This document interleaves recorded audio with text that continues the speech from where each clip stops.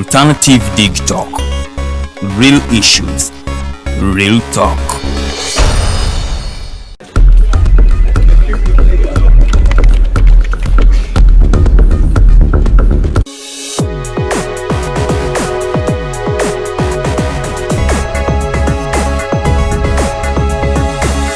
The Alternative Dig Talk. Real issues, real talk.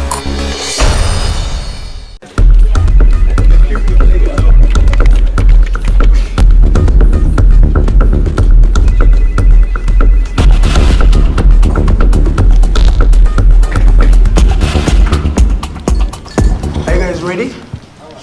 Okay, let's serve Uganda.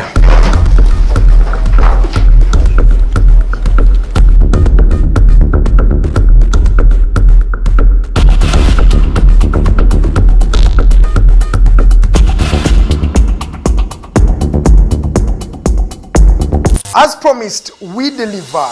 We are redefining the social media narrative, asking tough questions and holding your leaders accountable. We are non-partisan and break down having a conversation with Uganda. We are the Mighty Drive. We hold debates that give you viable solutions. We bring to you people that Ivora is wanting to listen to. We are gender sensitive and give space to the unheard voices. Not forgetting the quote of the day. We are live on our social media platforms, The Alternative Uganda on Facebook, YouTube and Twitter from Monday to Friday, 7 to 9 a.m. Don't miss the debate behind the wheels and studios. I am Edgar Mathew Karuhanga, Farida Bikobere, and Princess Luwe Deledian. Expect in-depth analysis, credible, factual and authentic information. We are the Alternative Dig Talk. Real issues, real talk.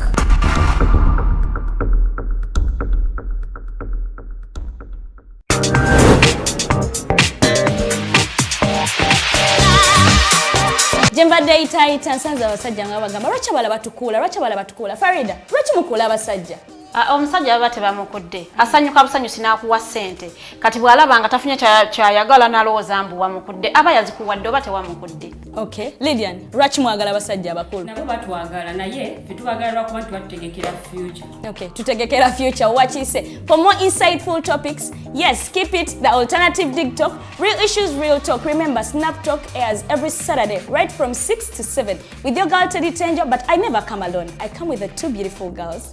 Farida Bikobere, Lilian Luwe, the princess.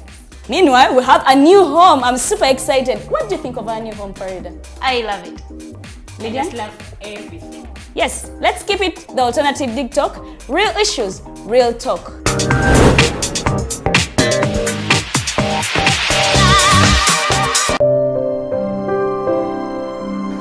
Hey Ugandans, I'm Lieutenant Colonel Dewa Kiki, the Deputy Defense Spokesperson and actually the Deputy Spokesperson for the Uganda People's Defense Forces. I was hosted on Alternative Dig Talk. I encourage all Ugandans that this is the way to go. Always watch, participate, give your views and ask questions on Alternative Dig Talk.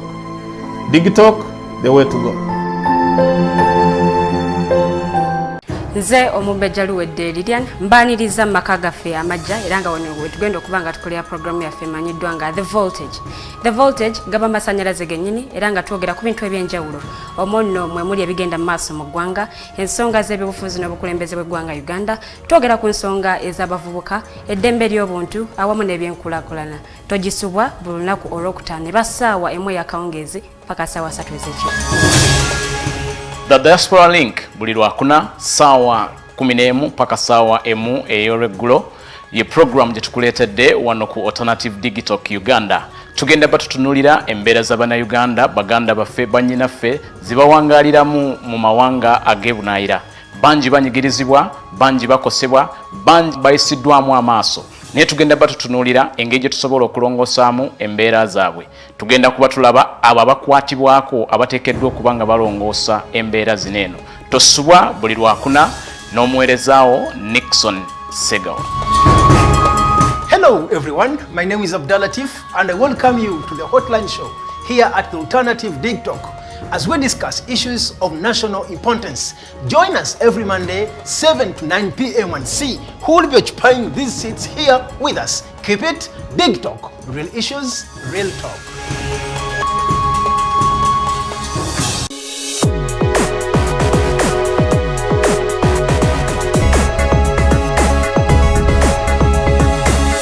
The Alternative Dig Talk. Real issues, real talk.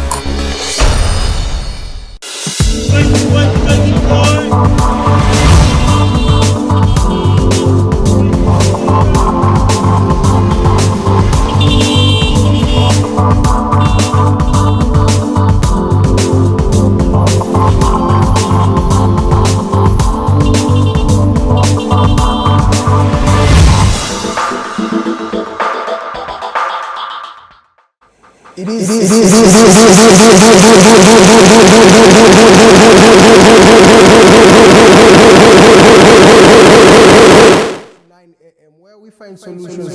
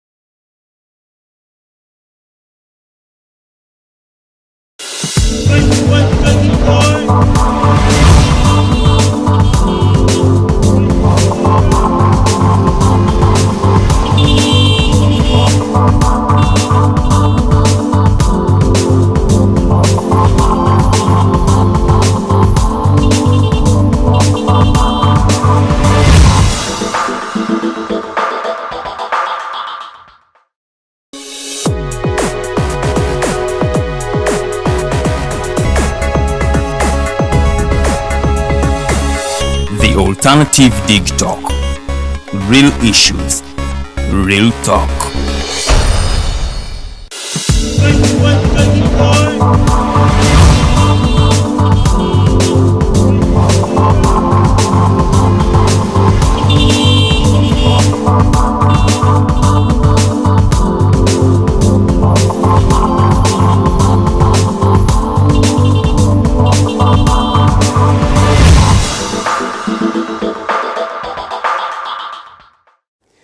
Good morning, welcome to the Mighty Drive Show. My name is Edgar Mathew Karuhanga. I am at your service this particular morning. Special grateful and thanksgiving to you and each and every individual who wakes up on this Mighty Drive Show to make sure that we break down having a conversation with Uganda. On this show, we are trying to redefine the social media narrative, asking the tough questions and holding your leaders accountable. We always want to find out exactly what is happening in your life and what is happening in the country. And of course, we keep you informed right here on the Alternative Dig Talk. We stream live. The page is the Alternative Uganda on Facebook and on YouTube and other social media platforms. But the main question that we want to pose to the various stakeholders in this country is what is happening in this country. So it is in that regard that we're going to be hosting Mr. Bwembo Habib. Bwembo Habib is a political activist and as well as a member of the Forum for Democratic Change. He's going to be joining me and Farida Bikobere on set today, and we're going to be asking him some of the questions that many Ugandans are always asking themselves and want answers to. So these are people that we bring to you, and you hold them accountable and maybe ask them so that they can add on the depth of knowledge that you have as an individual. And this is something I always reiterate to the different stakeholders in this country. I tell them, you should always add on the level of knowledge you have. So that is why we bring you people like Bwembo Habib who have more knowledge about particular things and particular topics in this country to keep you enlightened. And as well, we always want to advise that as a young person out there watching the Mighty Drive, make sure that you live in pursuit of knowledge. Nonya magezi, nonya okumanya. Because when you have a knowledge, that means nothing is going to be impossible for you. I'm not working alone, of course. I am working with Mr. Rogers Turiahabo. He's the man on camera. Teddy Tenjo Nabukera is my producer of the day, and of course the director is Mr. Jeremiah Muchibi. That is the team that makes sure you watch these things in real time and make sure that you are an informed citizenry. Today, we're going to be talking about a lot of things, starting from COSASE. COSASE is the Committee of Parliament that is investigating the public accounts and everything that the public and the government has to be offering to the public. Are they investments? And in this regard, we are asking what is happening at Arua Airport. Arua Airport is an airport that is being built and being renovated to reach the class of being a national airport. But the thing is, we are having a lot of exaggerated prices, starting from a chair that costs 2.4 million, each seat costing 2.4 million. Then that means a total of 4 seats will cost you over 12 million Ugandans. That is the taxpayers' money. So we're asking Mr. Buwembo Habib and the rest of the people on the panel what exactly is happening in Arua. Then we shall also be talking about the refugee influx in the country. Many refugees are flogging Uganda, and that has brought out a worry of the inadequate social services that the country will be going through. So that we shall be asking more about the refugee influx in the country. Then the vaccination. Why are Ugandans not vaccinating? Is vaccination supposed to be a must, or it has to be something that Ugandans have to feel free to talk about themselves? And then lastly, we shall be talking NUP, and in NUP, bizarre information coming out there. Mr. Moses Bugirwa, the national coordinator of the National Unity Platform in the eastern part of Uganda, has been arrested or was arrested following an attempt to extort over 100 million from the Deputy Speaker of Parliament. That is none other than Anita Among. Those will be the topical discussions of the day. Feel free to log on to our social media platforms and drop those comments. I will be reading them, and Ms. Farida here. And we shall be, if you have a question that you want to pose to Mr. Buwembo Habib, feel free to also send in those questions, or you can call in live. The number is 0789 017 145. 0789 017 145. So let me delve into the stories that have been making rounds in this country. Mawuli manja agabadde gatambula mu ggwanga lya Uganda wano era mbaniriza mwenna ku show ya mwenganzi bagiyita The Mighty Drive. Now katandikira wenyini ku story gyensembyeyo okwogerako. Omwami Moses Bigirwa ngono ye national coordinator wa National Unity Platform wali mu buvanjuba obw'eggwanga lino erya Uganda Eastern Region. Bamusibye olunaku lwali lwa mukaaga, lwali lwa kutaano in fact, we yali nga ayingidde makaga Deputy Speaker Anita Among wali nakasero nga badda asuubira okuba nga bagenda kumuwa ensimbi ezikunukkiriza mu milioni 10 eza Uganda. Omwami ono nti abadde blackmailinga Deputy Speaker nga mugamba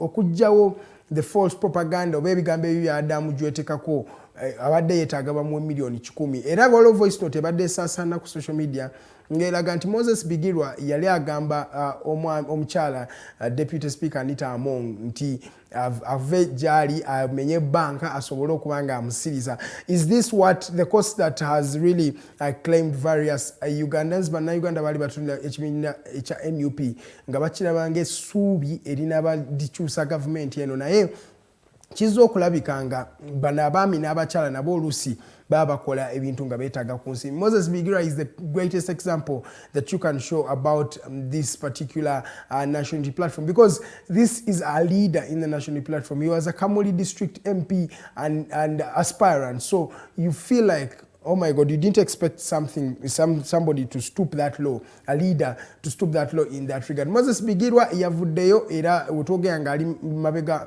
w'emitayimbwa, so tetunakakasa kyekigenda okuddako misango kina nga emisango gyo gye bagambye nga police gye bagenda okuba nga bamuteekako kye bayita extortion oba ogezaako okufuna ensimbi mu ngeri emenya amateeka. So mu dakiika zino 14 ezakayita ku ssaawa emu ey'okumakya gega mawuli eno agava wali mu kibiina ekya National Unity Platform. Katwogere ku akakiiko ka Parliament akakosase kano nno kukakulembera omwami bamuyita Joel Ssenyonyi. Ono nno ye mubaka wa Nakawa West Constituency era omwami ayogera ekibiina kino ekya National Unity Platform. Okuva omwami ono yatandika okubanga alidinga kosase tulabye ng'ebintu bingi bitandise okubanga bizuulwa bannayuganda. Many things have been unearthed by Mr. Joel Ssenyonyi and his committee. Nalabyeko wali bagenzeko mu kibuga ekirungi ekya Arua.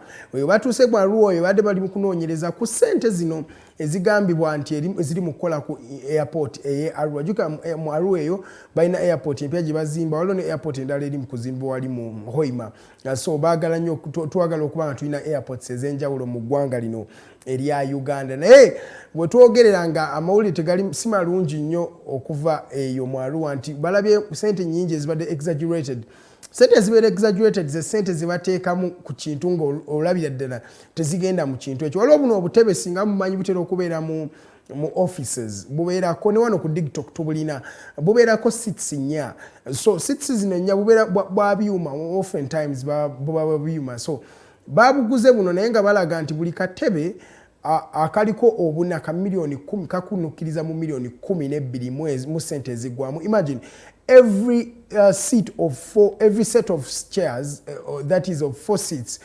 is costing over 12 million shillings and the airport staff was saying that these particular chairs are of good quality but yes they might be of good quality but the fact is every Ugandan would actually see that these things do not cost that much money okukikumenyeramu obulungi buli omuntu watuula mu katebe ako akasembe every seat ka milioni 2.4 buli airport trolley oba buno obutrolley obumanyi obutambuza bags ne luggage y'abantu abagenda okulinnya ku nnyonyi eyo buli ka trolley bweka tukaba kakostinga milioni 2.4 something that actually does not add up at the end of the day so batandise okubanga banoonyeza bakoze ne runway waliwo ebintu byebakoze ku runway nga era nabyo biri in billions of shillings and the Ugandan out there and Mr. Joel Senyonyi the head of Kosase yade yebuuza is this realistic so bagenda kukola kye bayita forensic audit okubanga banoonyereza buli kimu are these the actual prices oba abantu bakwotinga byabwe ne basobola okubanga bagula byabwe ne basobola okubanga balya sente za bannaUganda nga bulijjo bwe badde bakikola it's not the first time that Uganda has been having a problem of corruption and I hope this time round we are going to do something actually about it because the president has reiterated a lot of times that corruption is not something that is going to be accepted in Uganda but oftentimes corruption has been seen to be accepted in this country ndoza kanvekaawo era nga nkyayogera kakiiko kakosase kagenze ne kanoonyereza Uganda Railways Corporation oba URC so Uganda Railways Corporation be bana bakola ku ntambula ya trains mu ggwanga lino erya Uganda ekibiina kino kyagenda ne kigula locomotives mu Luganda batera biyita oba ebyana bya train anti every locomotive trains zibeera mpanvu so zibeerako ne locomotives ez'enjawulo so every locomotive twalabye nga bannaUganda bagenze ne bagula locomotives zino mu South Africa naye mu kuzireeta wano mu ggwanga zimaze emyezi egiwera mu 3 nga tezikola lwaki bagula locomotives nga tezigendera ku plates eza trains zino kwe zitambulira nti locomotives ebagula tezisobola kutuula ku plates oba ku nguudo za train wano mu ggwanga ze tuyina so that means locomotives ezo z'oba oguze oba ebyana bya train by'oba oguze biba tebirina kye bigenda kugasa kuba tebisobola kutambula ku nguudo ze tuyina wano ezo eggaali y'omukka eyo oba mukitegeera so mu kukola bwe batyo baspendinze sente abaguze zino locomotives baspendinze sente ezikunukiriza mu buwumbi 48 yes 48 billion baade bagula 8 billion baade bagula locomotives zino in fact I think it's 48 billion baade bagula locomotives zino naye kati sente zino zonna zigenze to west because wotunulya ne sente z'okuddamu okutunda locomotives tulina ogenda zitunda walala era badde banoonyereza engeri gye bagenda okubanga batundamu okujja but of course even if you're able to sell these locomotives to the various people who are willing to buy them they're not going to buy them at the price that you bought them if you bought them over 48 billion shillings that belong to Ugandan taxpayers money that means we're not going to get value for money ekisooka wouldn't people ask these questions before you buy? Wouldn't you have an expert to explain exactly what you're going to buy?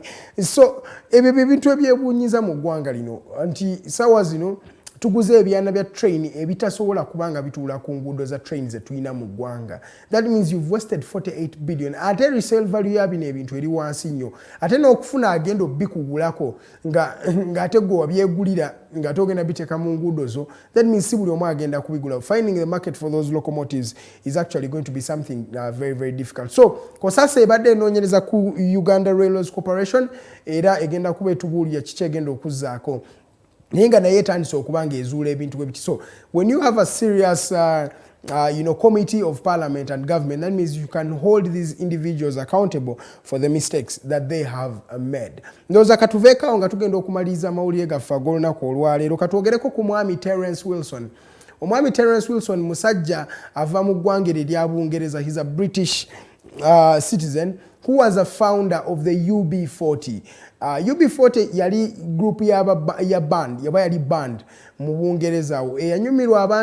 Eyanyumira nnyo abantu kyemmanyi abali mu myaka egyo myaka nga 30 n'okwambuka abantu abakuliriddeko ku myaka banyumirwa nnyo era kyemmanyi mukosi Arnold Anthony yanyumirwa nnyo buno obuyimba bwa UB40. Omwami founder waayo Terence Wilson yawumudde era yawumudde suddenly. By the way, nobody knew what exactly happened, but he just fell ill for a short time n'abanga afa. This gentleman abatamanyi ba UB40 be bakuyimbira akayimba ka red wine.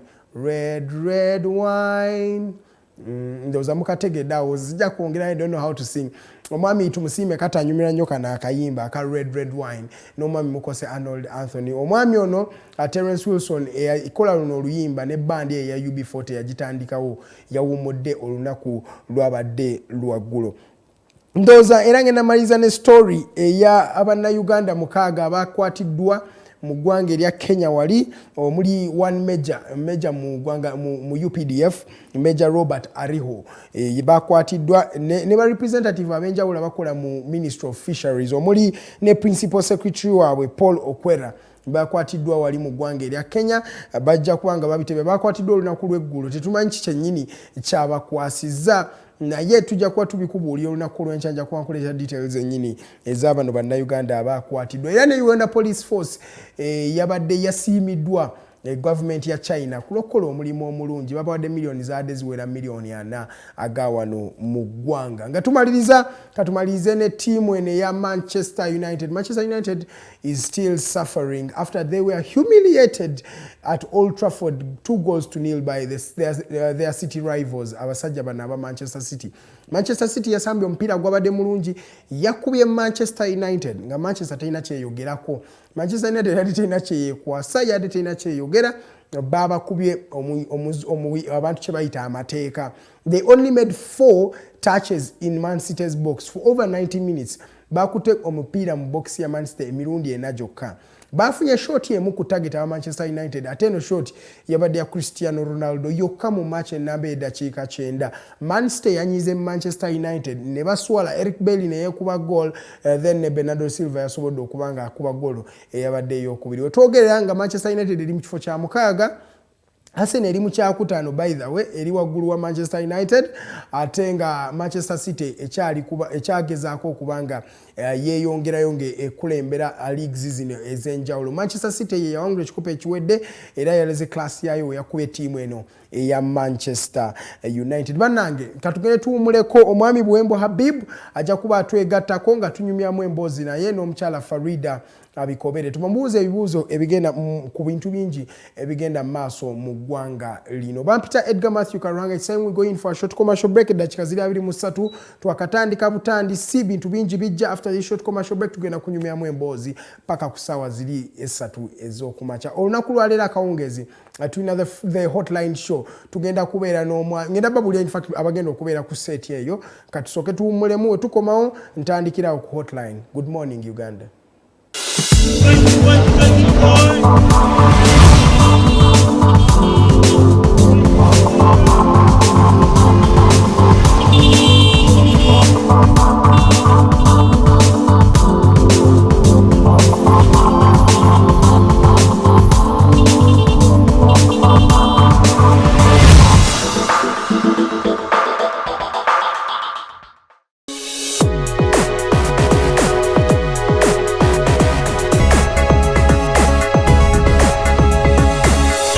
Alternative Dig Talk.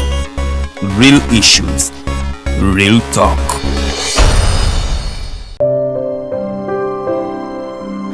Hey Ugandans, I'm Lieutenant Colonel Dewa Kiki, the Deputy Defense Spokesperson and actually the Deputy Spokesperson for the Uganda People's Defense Forces.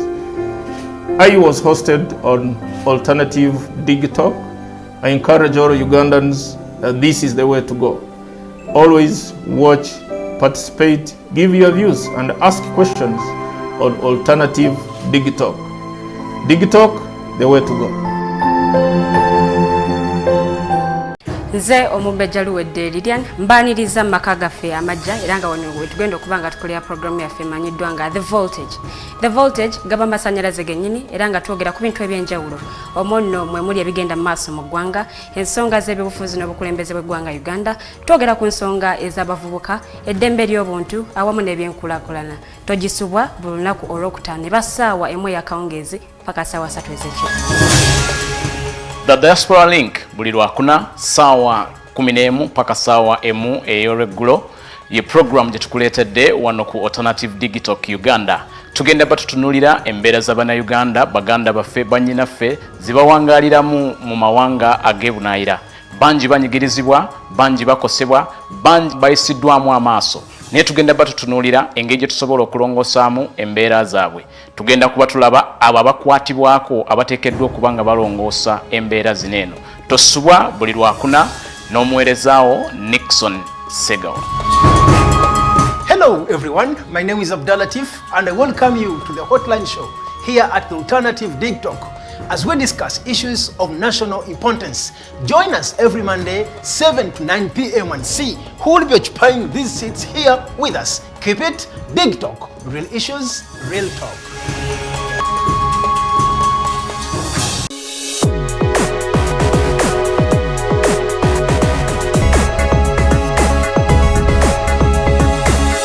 The Alternative Dig Talk. Real issues, real talk.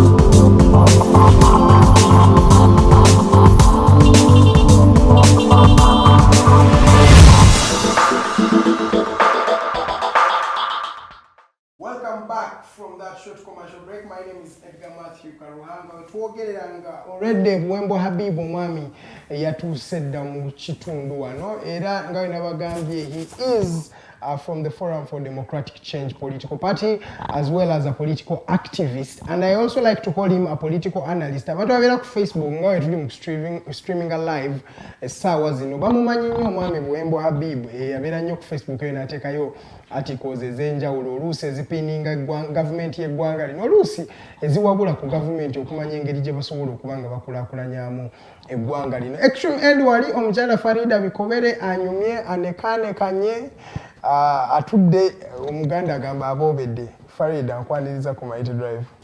Good morning. How are you? Long time no see. Really? Yes, I've taken long without seeing you. 2 days is long. Stop your jokes, Edgar. I used to see you every day, but Saturday I didn't see you, Sunday I didn't see you. I've seen you on Monday. How was your weekend? Good.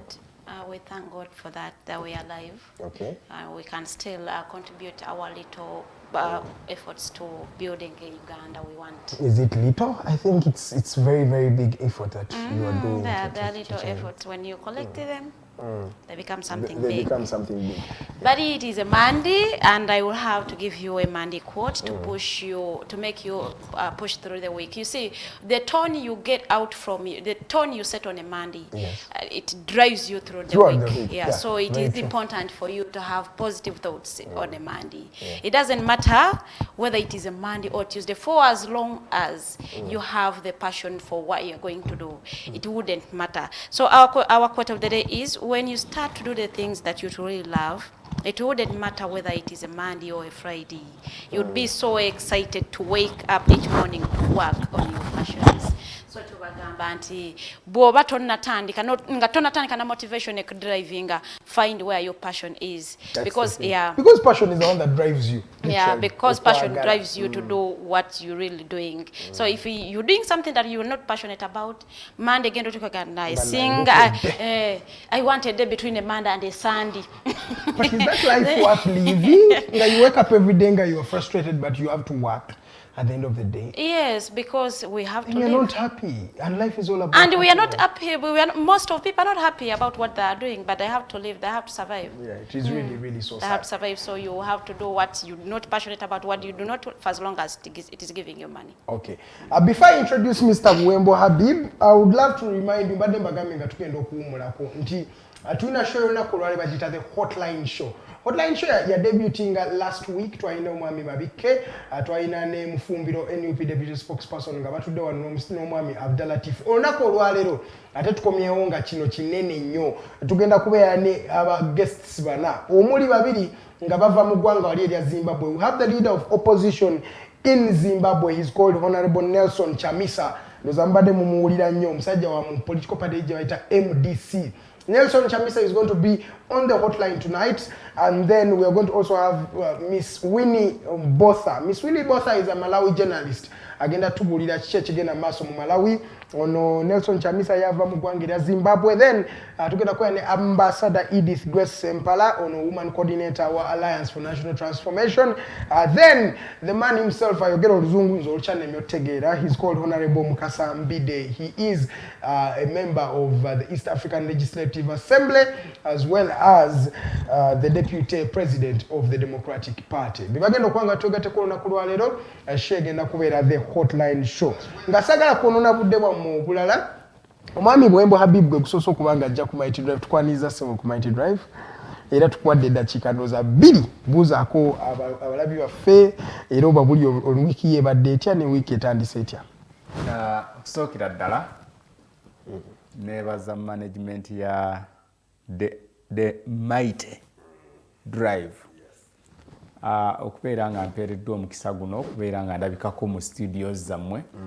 Nange mbeera omu ku abo abagatta ettaffaali ku ggwanga lyaffe Uganda. Manyi discussion zino abamu balabanga okwogera obwogezi.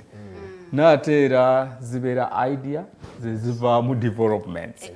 So naawali ekikolebwa singa kiba tekyogeddwako either mu line criticizing olw'ebyo biba bitatambudde bulungi, ku appreciating, yes, you may appreciate or criticize.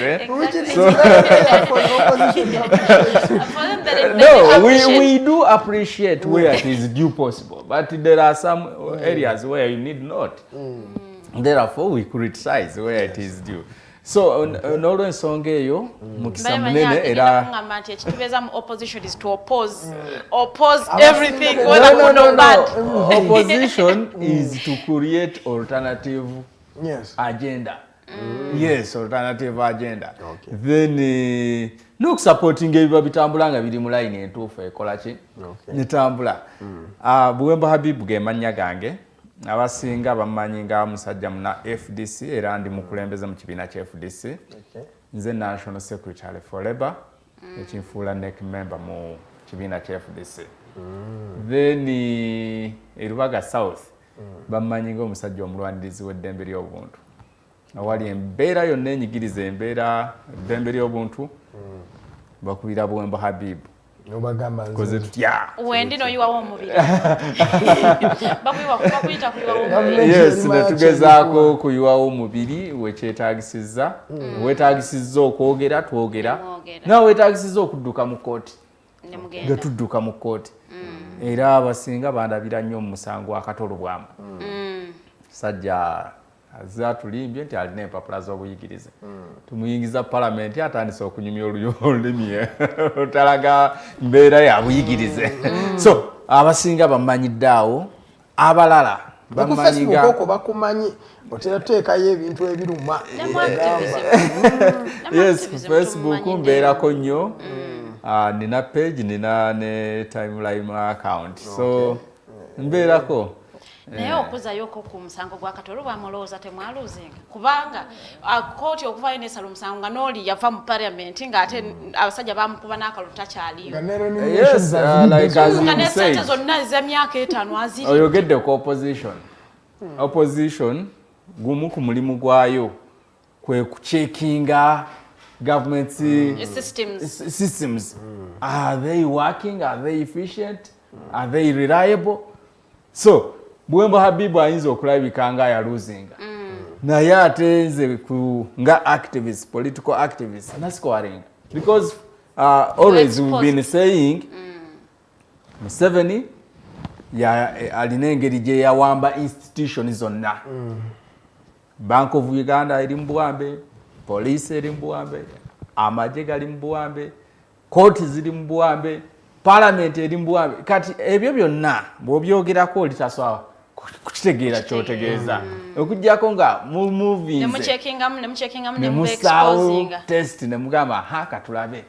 Kati ensi yonna Uganda yonna ekimanyi nti kooti zaffe ziri mu Buwambe. Omusango gwa 2016 gwogera ku byakulonda bya 2016 nenga mu mateeka bagamba batya nti ensonga yonna nga any matter which is an electoral matter is to be accorded in an expeditious process.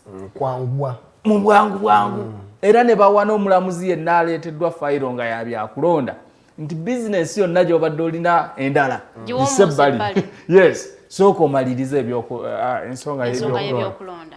Ati omusango wa 2016 ruling twagifunye 221 nga gwe twali tuwaabira member wa parliament kati nga former member. Yes. Is that technique that is used because never kukolebwa nnyo ate nga ogambye it has to be an expeditious matter but yes. It has shown that oftentimes they delay these things up to the end of the term at the end of the day. Yes. Is that this intention? It is intention of course to frustrate frustrating yes, court zino lyerimu ku kkubo erisobola okumalawo obutakkaanya. Yes. Ne Museveni yennyini byakola bingi nnyo, for example ku appointinga ba serving officers nga ba minister. Tulina kati Minister of Internal Affairs ina ba minister siba satu bana maje basatu mulimu Otafire mulimu Muhozi then David Muhozi then bolaba Katumba Wamala is a serving officer ebyo nabimenya amateeka ne kati okulaga nti you cannot have justice through judicial system bajja kusooka ba frustrating emisango gino giri egya bulijjo then ogamba olaba bafyanse ogwa Buwembo Habibu ne Katolo Bwama kati ate bwe mpabira Museveni yennyini ne ba ministers be okitegeera so you feel like teri kubo nga mutuula yes abasinga baga nti katubiveeko tutunule butunuzi Oluusi na history has shown that ebintu bino tebikola oluusi oba kyembanga amambo oba essuubi temukyalina. No ffe ngaffe essuubi tulirina ddene essuubi osaawulise you must be able to create hope. Yes. Because you don't wait for the hope. Because when you don't have hope, you cannot actually do anything. So you must create it yourself. Okay. Ochege kati nganze bwe natandika ne ngenda mu kooti musango n'engusaayo abantu bonna abasinga ne baga nti Habibu alabika ali mbyabufuzi ne baga no si byabufuzi musajja talina mpapula. Yes. Talina mpapula. Ne baga olina obujulizi ne mbawo ebbaluwa ya UNEP. UNEP ng'eyogedde bulungi nti Katolo Bwama taweebwangako certificate ya UCE. UCE ya senior 4. Yes, senior 4. Then nembabuuza ye ya Piero ijalina kuba tugamba yasomera ku Nabagereka primary school. Yes sir. N'omwaka gwagamba gwe yasoma netugusaamu ne bagenda mu computer zaabwe ne banoonya ne bagamba tetulina mu Katolo Bwama. Kati ekibuuzo ne kijja nti alina ebbaluwa eya MDD Makerere diploma. Diploma wayingirayo otya nga tolina ebbaluwa ya senior 4. Minimum you have to have a senior 4. Yes. Naga nti naita ku mature agentry mature scheme waliwo ensoma eyo ey'ekikulu yes nempandikira Makerere University nembagamba njagala policy admission ku mature entry scheme yes saba results za katolubwamu zinabagamba njagala policy efuga yes bwebampa policy ngegamba nti nno okubeera admitted through mature entry scheme one you must be obtaining a UCE certificate which your neighbor has communicated that he has never awarded him. Then another condition is you must be mature yourself. And the maturity age is between, it starts at 25 and above. Then you must be a practicing artist, which I think he has, because he has been doing some art, some music and some drama. Yes, I think that there he qualifies. So, kati chetwebuza, did he have the UCE certificate? No. He did not have it. Then echokubiri, was he mature? Yeah, he was. He wasn't. By the time he was admitted at Makerere, yes, he wasn't above 25. He was 22. He was 22. So he was lacking on two conditions. Nengamba tugenze mu court. Court yonga yo nga tesose na kutunulira Buwembo alina ground oba talina ground, because when you are two parties in a case, Buwembo as an applicant, then the other one as a defendant. Kati fembi tuba tuyayana kufuna bwenkanya. Yes. Buwembo bwaba talina musango. Lulingira kato omugambe nti anti ono akutawanya butawanya mtaina musango era akulirire n'okulirira mu budde. Then n'abalonzi balina okuba ne confidence mu muntu abakulembera batugamba ombaka waffe talina mpapula. Yes. Ne ku floor ya parliament tetumulabako. Tayogera. May it be the cause yes, alina kamera mu corridors. Kakati abalonzi nabo babeera interested okumanya kigwa kitya. So ye process eri gye baga nti erina okubanga eri expeditions yamangu ombaka naye afuna obudde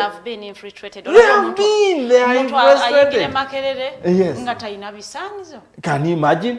And Makerere, mind you, it is a public institution. Yes. So tetusagamba nti Makerere ekolenga bweyagala. It is costing the taxpayers money. Yes. So tetusobola kumala gaga nti mukolenga bwe mukola ki bwemwagala.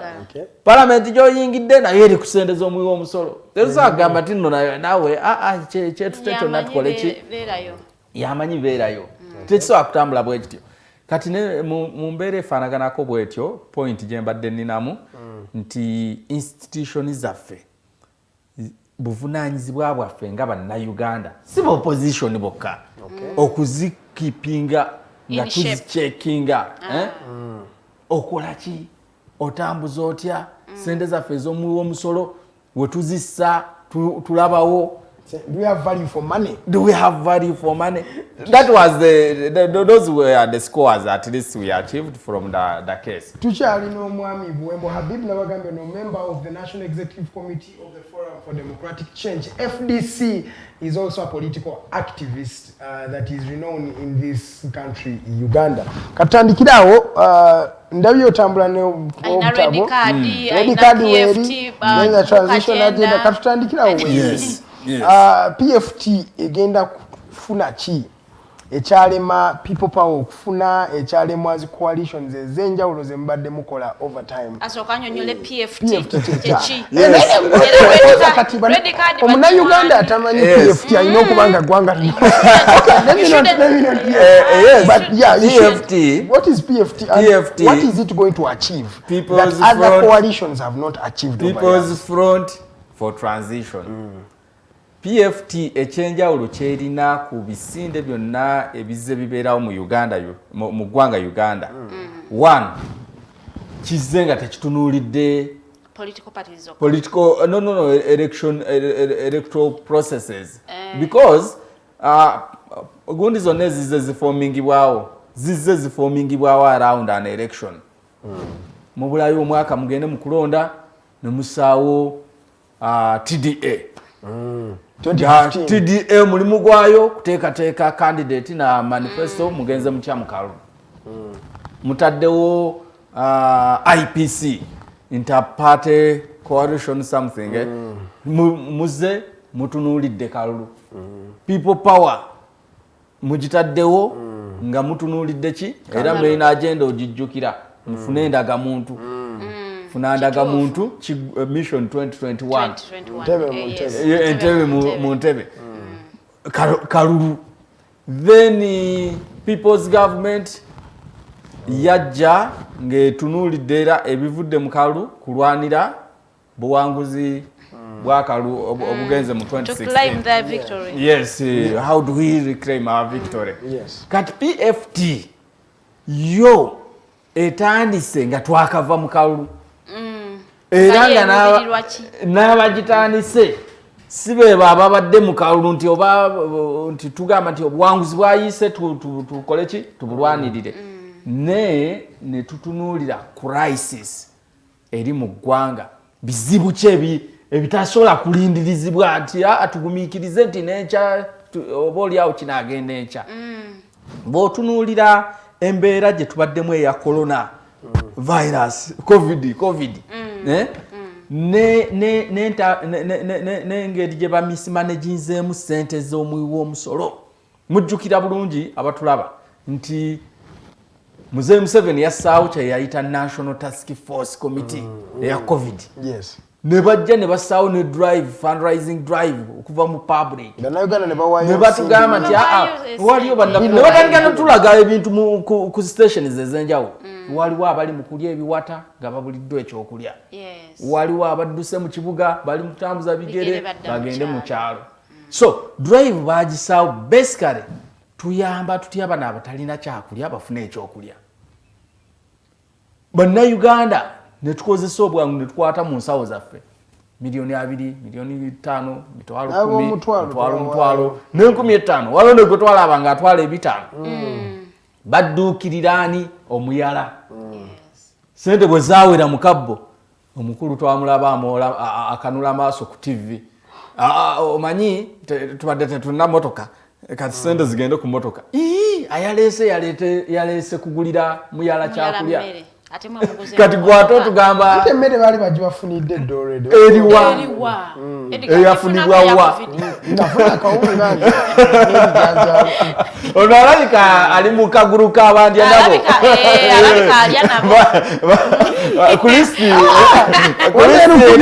is on record by how many kilograms were you given? I got 5 kilograms. 5 kilograms of for sure. And no, they are not 5, they are like 3. 3 kilograms. But even the whole of Congo got. So I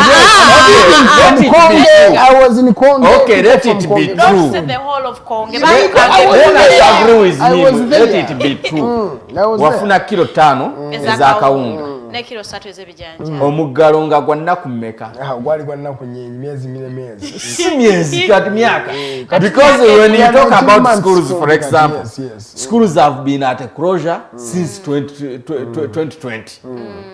For almost 2 years consecutively. They have been at closure. Yes. Bw'otunuulira abasomesa ng'aba nasale section. Bo nakati mu program gye boogerako tebanayogerwako. Akyali ku kilo 5 ne kilo 3 ez'ebijanja. So where are they given food? Era ez'ekilo 3 kilo 2 ndowooza ze baalinako obusobozi ne bagamba nti nedda katukuŋŋaanye ne mu bannauganda abazira kisa. Era nga bannauganda twali tukyali ready ne olwaleero twandibadde tukyakuŋŋaanya emmere y'abo abeetaavu. N'oluvannyuma lw'okumismanaginga ssente zino ne bagamba nti kati zigende ku mmotoka. Kale nakyo kyandibadde kirungi. If you are dealing with an emergency, then you look at things that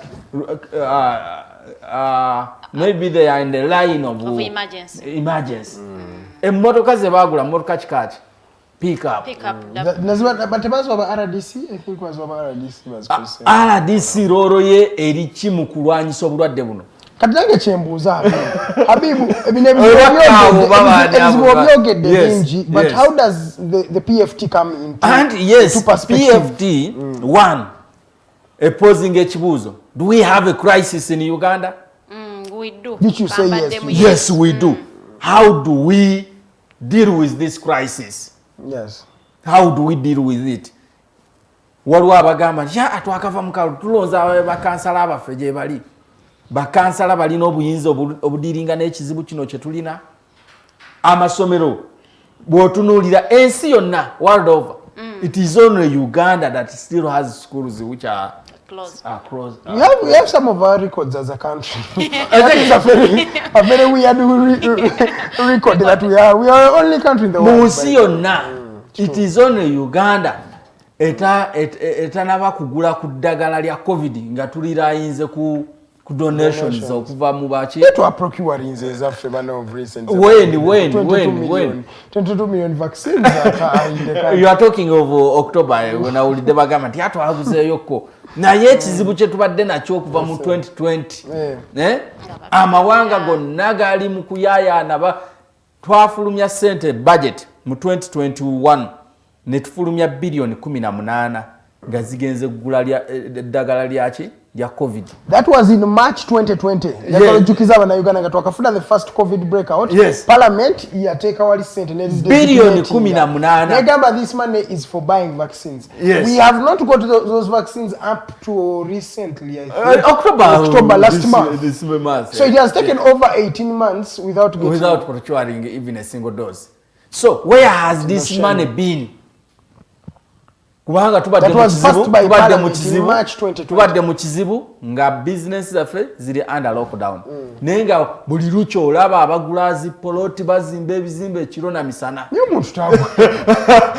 you see, omanyirwa Uganda tetugoberera bintu byaffe. Sente ezo oyinza okusanga lwabadde azozisaamu. Sente ezo zitunulire nga eza NSSF.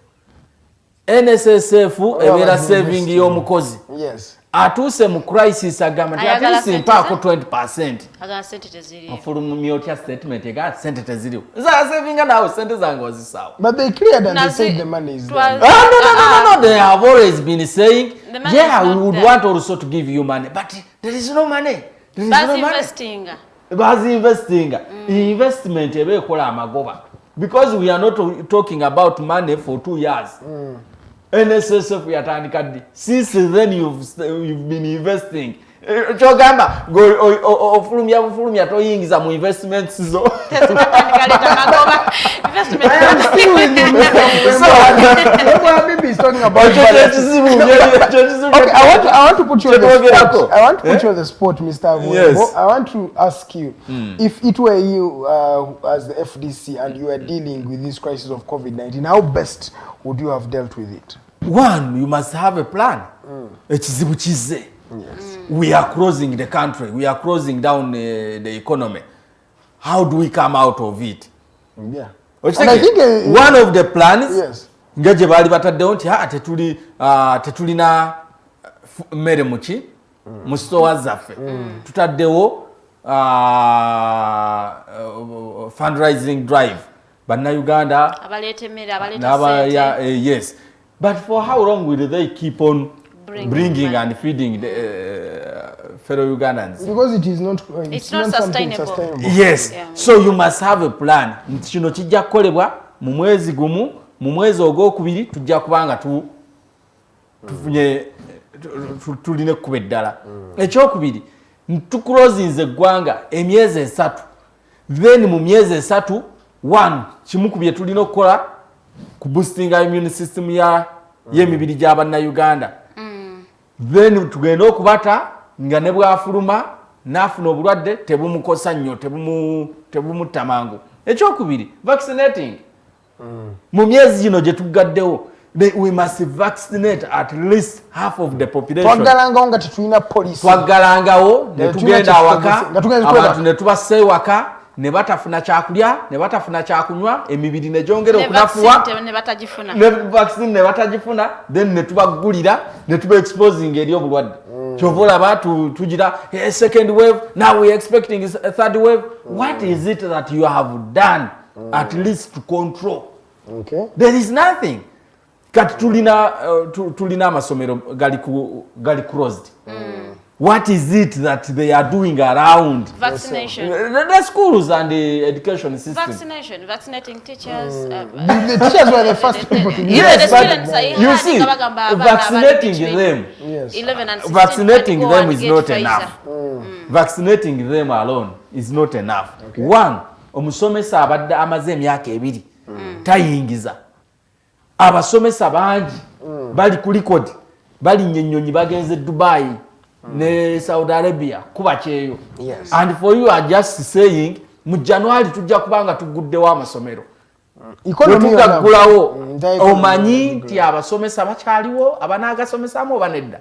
Curriculum na limpule bano ogikyusa yo curriculum bategesa abasomesa. Ebyo byonna byakweyogeza mbweyogeza kubanga ogikyusa nani? Because when you change the curriculum, you must train these teachers. That is what I'm saying. The teachers have not yet been trained. They haven't to teach that, to implement that curriculum. Babadde mu kizibu they are at closure and you are saying atabe na degree tajja kuyingira class at this time. Yes. Can you just imagine? Just betulina they are more like artists, comedians, Katolu Bwama style. You dream at night and in the morning you communicate. Has a challenge with Katolu Bwama. Now it's time we're going for commercial break. The challenge now is about Museveni. Museveni is the one who has brought the Katolu Bwamas on the political platform. But everything is Museveni. Okay, now it's time we're going for a short commercial break. But before we go for a short commercial break, you are coming back by answering this gentleman's question. He asks, what structures are there to deal with the crisis? Because the agenda you launched seems to be talking about when the junta in commerce leaves. It really talks about how we get that. That is the same question I was asking him. How exactly are we going to deal with this crisis in this country? At 56 minutes past the top of the hour, it's time we're going for a short commercial break. When we come back, we'll continue the discussion from there. Later on, we're going to talk about the vaccination. Should it maybe be made mandatory? And we shall be asking about the Kausase and what is happening in Arua, and maybe the state of insecurity in the country. Bomb blasts are continuing to blast various stakeholders in the country. My name is Edgar. I'm with Buwembo, Habib, and Farida Bikobere. Good morning. Let's go in for a short commercial break.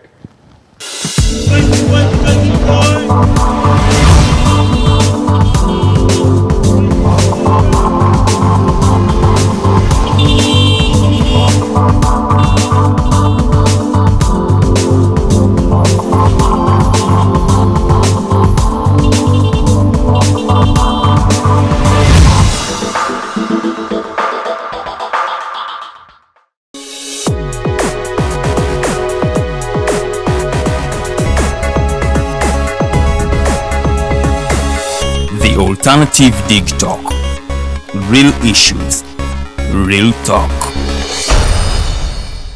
Nze omubejjalu wedde Lilian mbaniriza maka gaffe amajja era nga wano wetugenda okubanga tukolera programu yaffe emanyiddwa nga The Voltage gaba masanyalaze gennyini era nga twogera ku bintu ebyenjawulo omonno mwe muli ebigenda mu maaso mu ggwanga, ensonga z'eby'obufuzi n'obukulembeze bw'eggwanga Uganda, twogera ku nsonga ez'abavubuka, eddembe ly'obuntu awamu n'ebyenkulaakulana. Togisubwa buli lunaku olwokutaano bassaawa emu ey'akawungeezi paka ssaawa 3 ez'ekiro.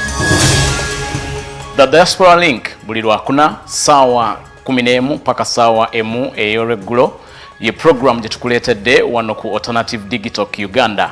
Tugenda batutunulira embeera z'Abannayuganda, baganda baffe, bannyinaffe zibawangaaliramu mu mawanga ag'ebunaayira. Bangi banyigirizibwa, bangi bakosebwa, bangi bayisiddwamu amaaso. Naye tugenda batutunulira engeri gye tusobola okulongosaamu embeera zaabwe. Tugenda kuba tulaba abo abakwatibwako abateekeddwa okuba nga balongoosa embeera zino eno. Tosubwa buli lwakuna n'omuweerezaawo Nixon Segawa. Hello everyone, my name is Abdulatif and I welcome you to the Hotline Show here at the Alternative Dig Talk as we discuss issues of national importance. Join us every Monday 7 to 9 p.m. and see who will be occupying these seats here with us. Keep it Dig Talk, real issues, real talk.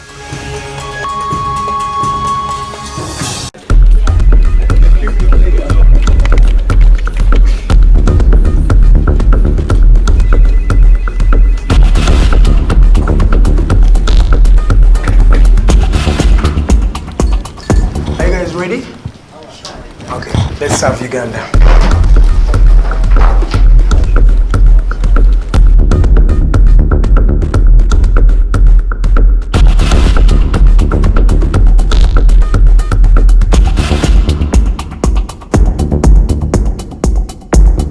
As promised, we deliver.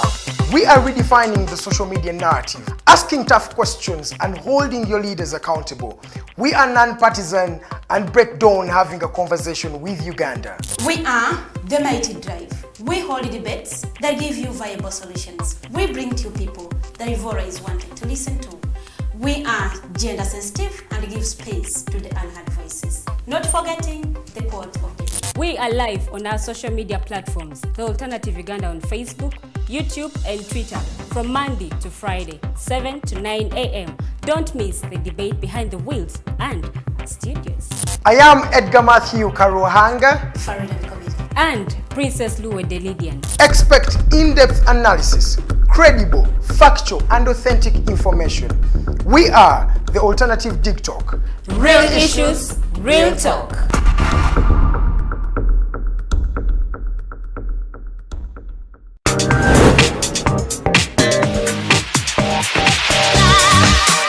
Jembadde itaita nsanza abasajja nga bagamba lwaki abala batukuula Farida lwaki mukuula abasajja omusajja baba tebamukudde asanyuka busanyusi n'akuwa ssente kati bw'alaba nga tafunye kyayagala n'alowooza mbu wamukudde aba yazikuwadde oba tewamukudde. Okay, Lydian, lwaki mwagala abasajja abakulu? Nabo batwagala naye fetubagala lwakuba tubatutegekera future. Okay, tutegekera future, wakiise. For more insightful topics, yes, keep it the Alternative Dig Talk. Real issues, real talk. Remember, Snap Talk airs every Saturday, right from 6 to 7 with your girl Teddy Tenjo, but I never come alone. I come with the two beautiful girls. Farida Bikobere, Lilian Luwe, the princess.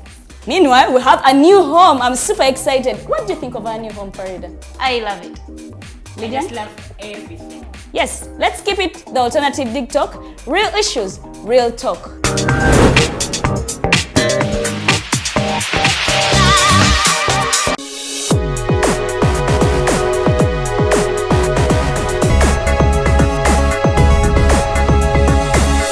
The Alternative Dig Talk. Real issues, real talk.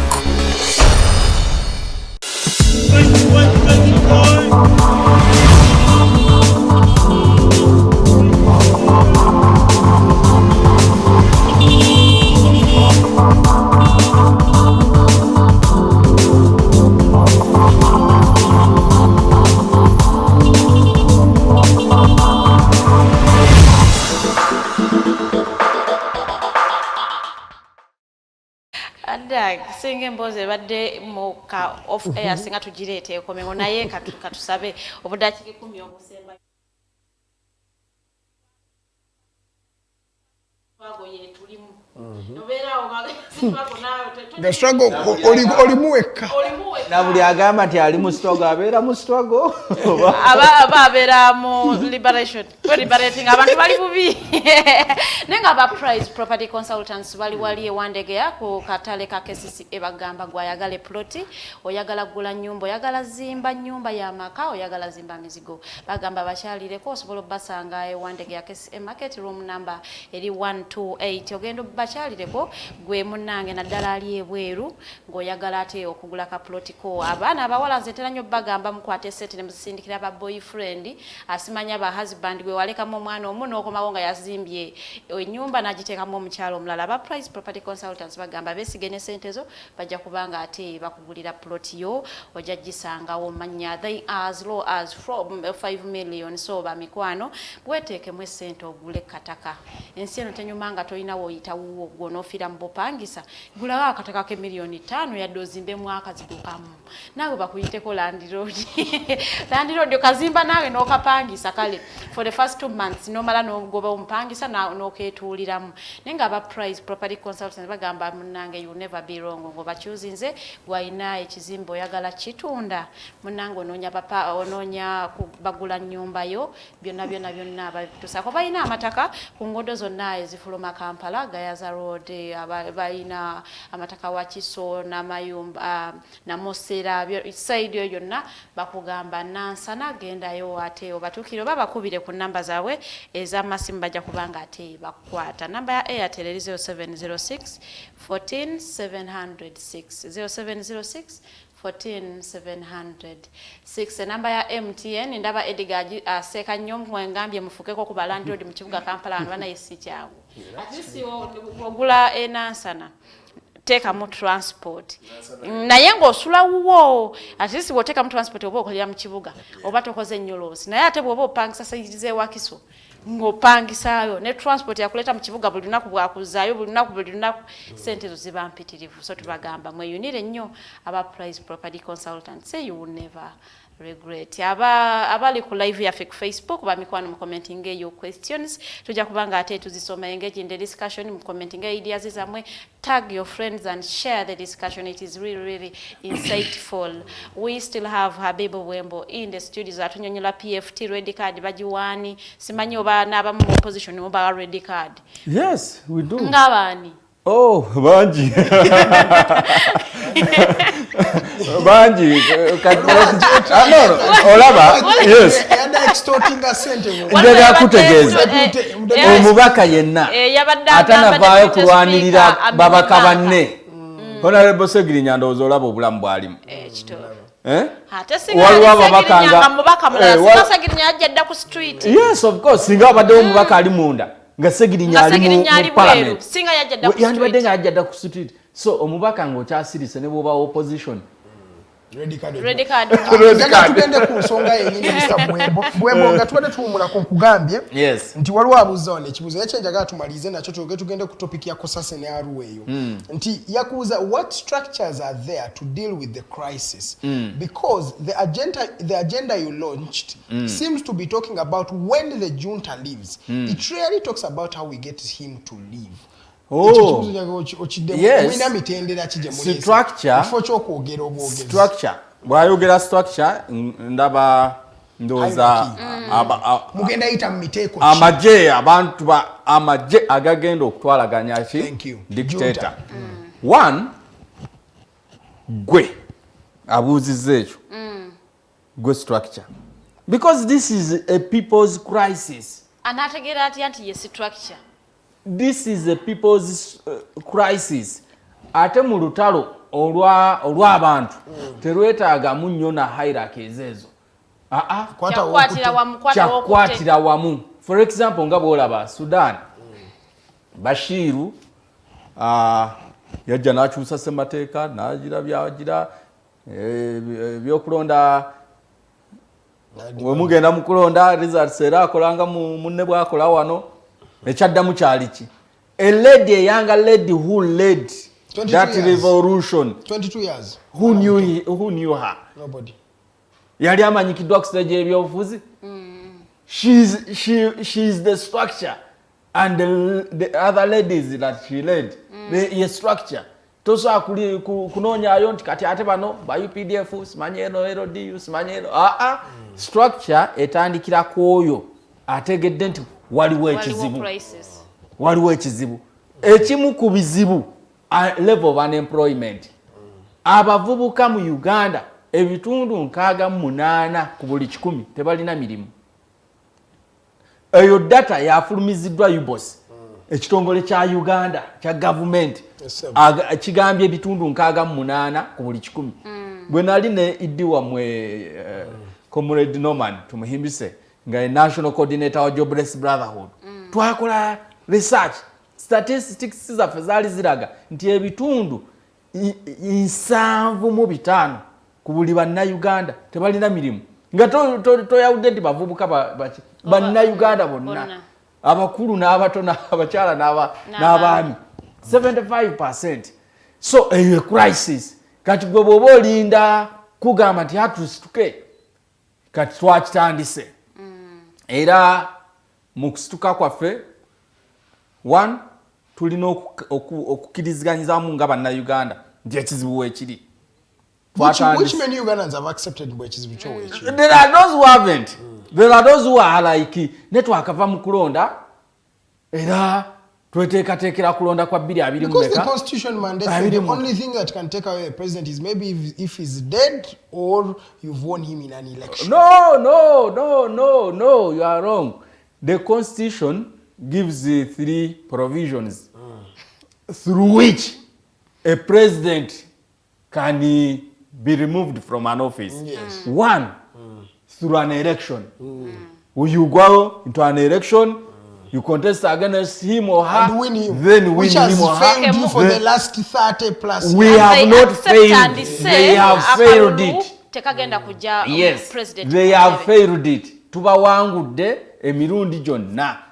Naye akalulu n'olaba bali munisima house bali muku electoral commission etudde gundi etula kololo chambo wala batu electoral commission go batalingira nambole bali nambole then ateno amaje gali mu kizimbe kirala gega feedinga electoral commission information ojukira mu 2016 bali side za was it mbuya Dr. Besigye ali okave erukunjiri ne road mayor bagende bazinge ko CID bali ku CID bali mu kutaba je bali mu kufulumiza za bagamba mbu wali obulu naite paka kati no je bali bagattira sisimu yonne ya paka kati tukikakasanga because the twafuna evidence twala by then ndoza kamera yali tenaberawo ne banamawulire bagenda but there was no forensic evidence that showed that the votes were there and they were being tallied from there. It was an assumption that was made. And but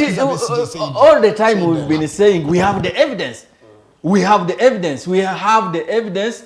How we tally, how we. Which other provisions are there to change government apart from elections? Yes, elections is number one. Second, you can do through presidential parliamentary session. Yeah, Parliament is so quick some motion. They impeach him. Then which is impossible. He has over 300. It may be impossible or possible, but now I'm giving the provisions that are constitutional. The constitution. Then third one is through public appraisal. Amanyi gabantu. People can say enough is enough. You have stolen enough. You have divided us. So like what happened in Libya, what happened in Sudan? It has happened in Libya. What happened in Tunisia, Algeria? They've done that. Yes. But it has failed in this country. No, it hasn't failed. It hasn't failed. Okay, it has not yet. It hasn't failed. It has not yet worked in Uganda. It has not yet worked because no.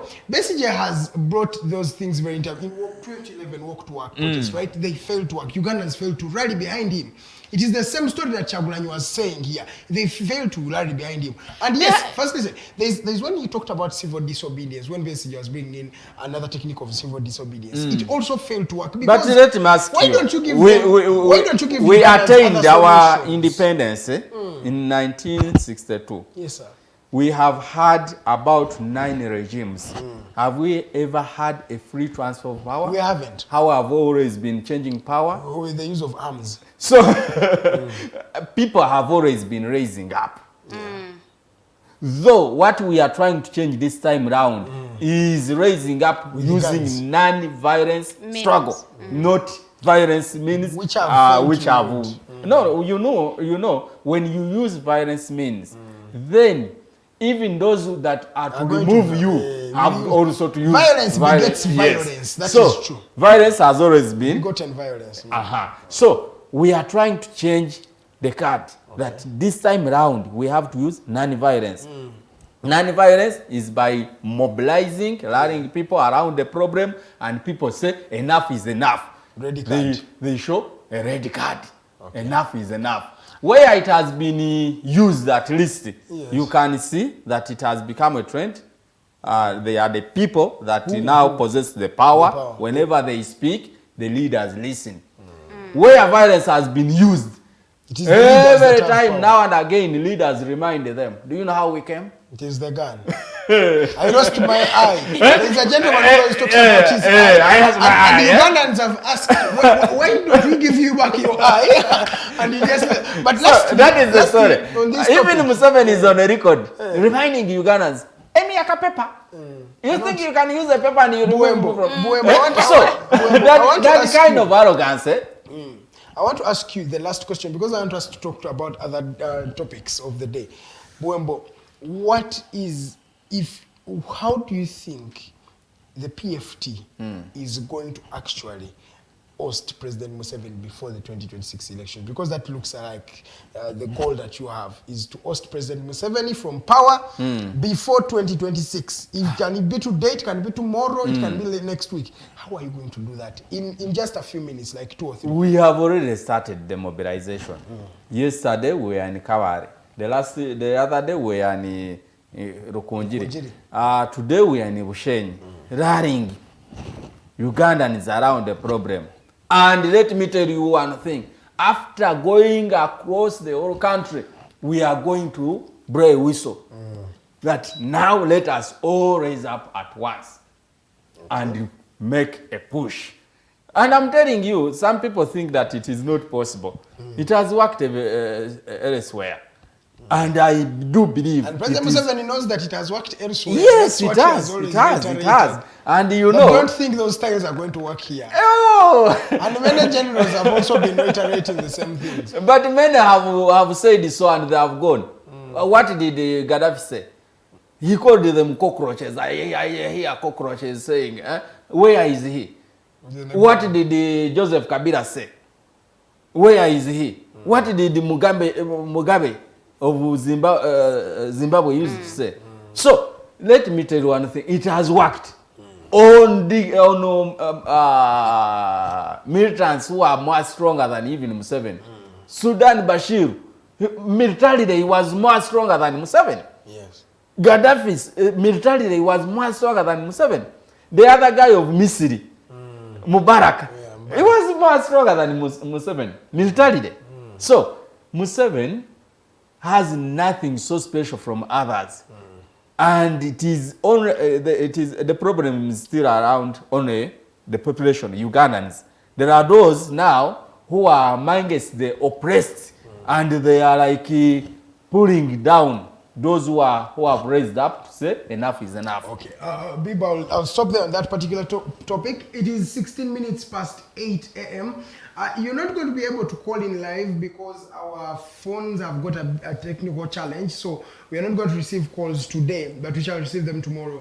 And the next topic on the discussion today, we are talking about COSASE and its investigations in the Uganda Railway Corporation first, and as well as the Arua International Airport. Now, there are seats that we saw on TV, and when you go down to Katwe Market, you can get that seat at over 200,000 Ugandan shillings.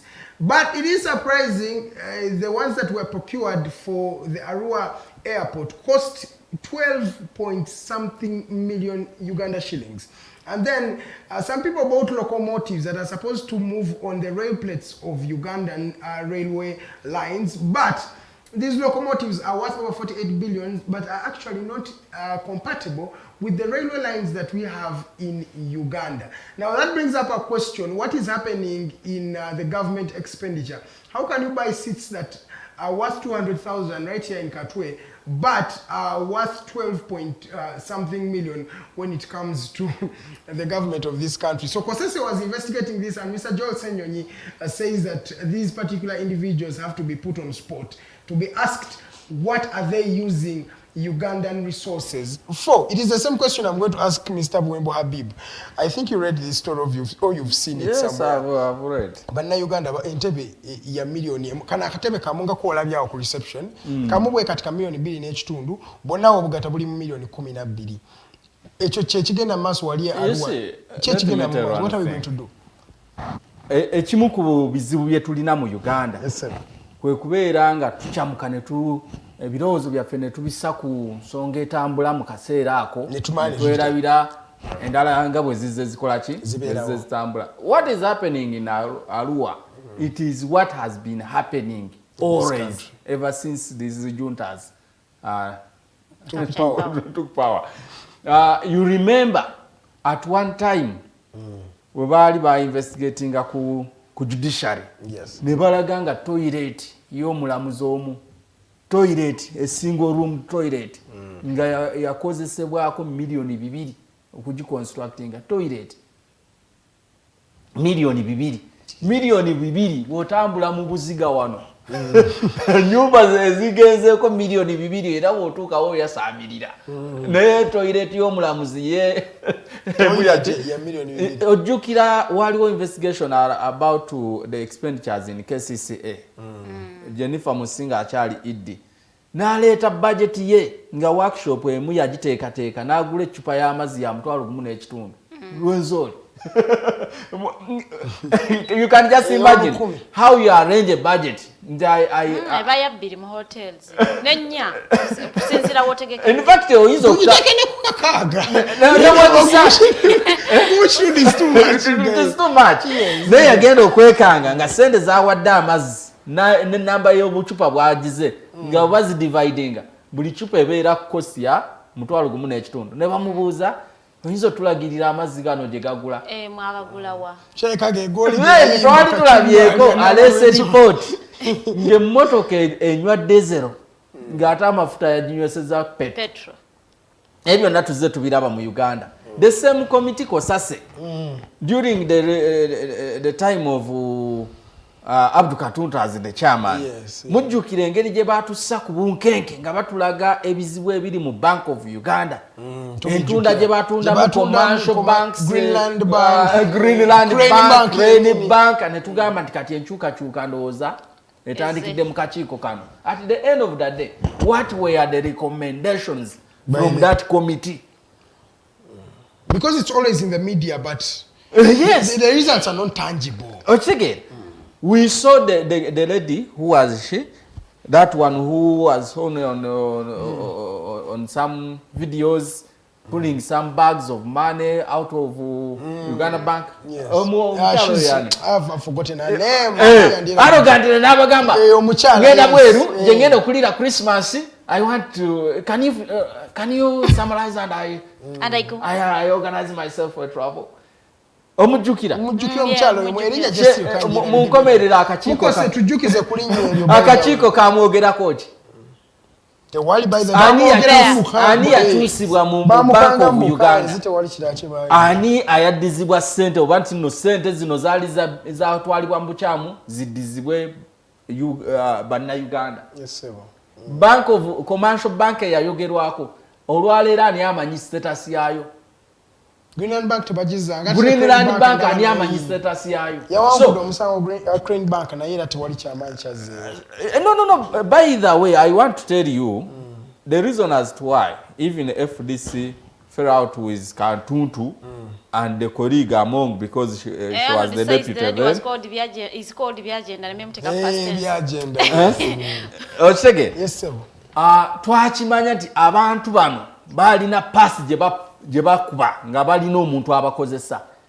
Ne Kadaga waako Kadaga Katutu Anita Mongo baali bakolera Sudiru.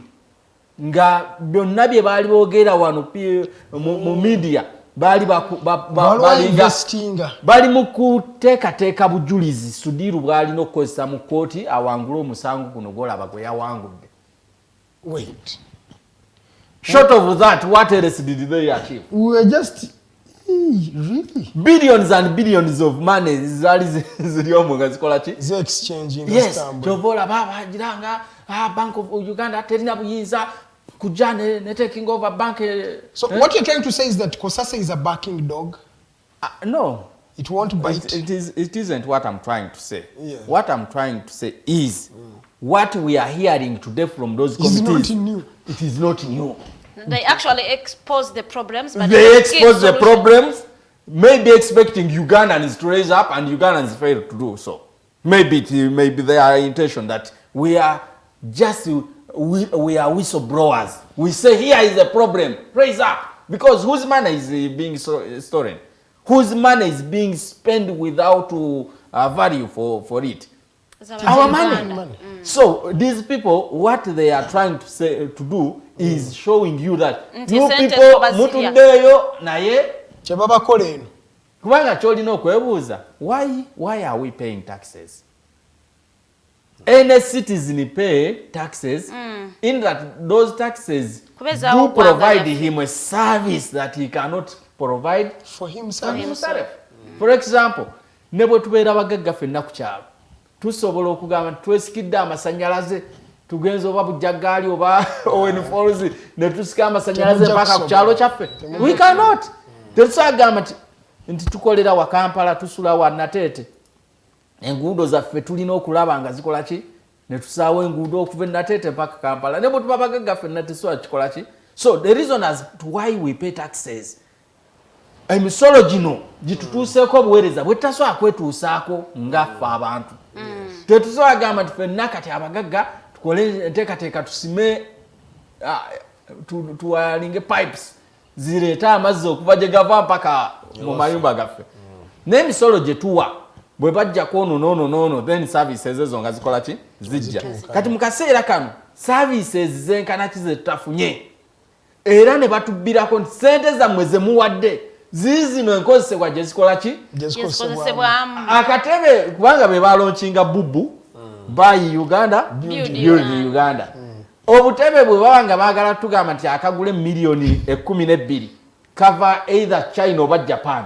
Ekatwe tukatunda mitwalo 5 abiri bubu aga nikakuongereza sente akatebe yale katugambe akatebe ke batulaze ketwalabye wekuba kenalabye katugambe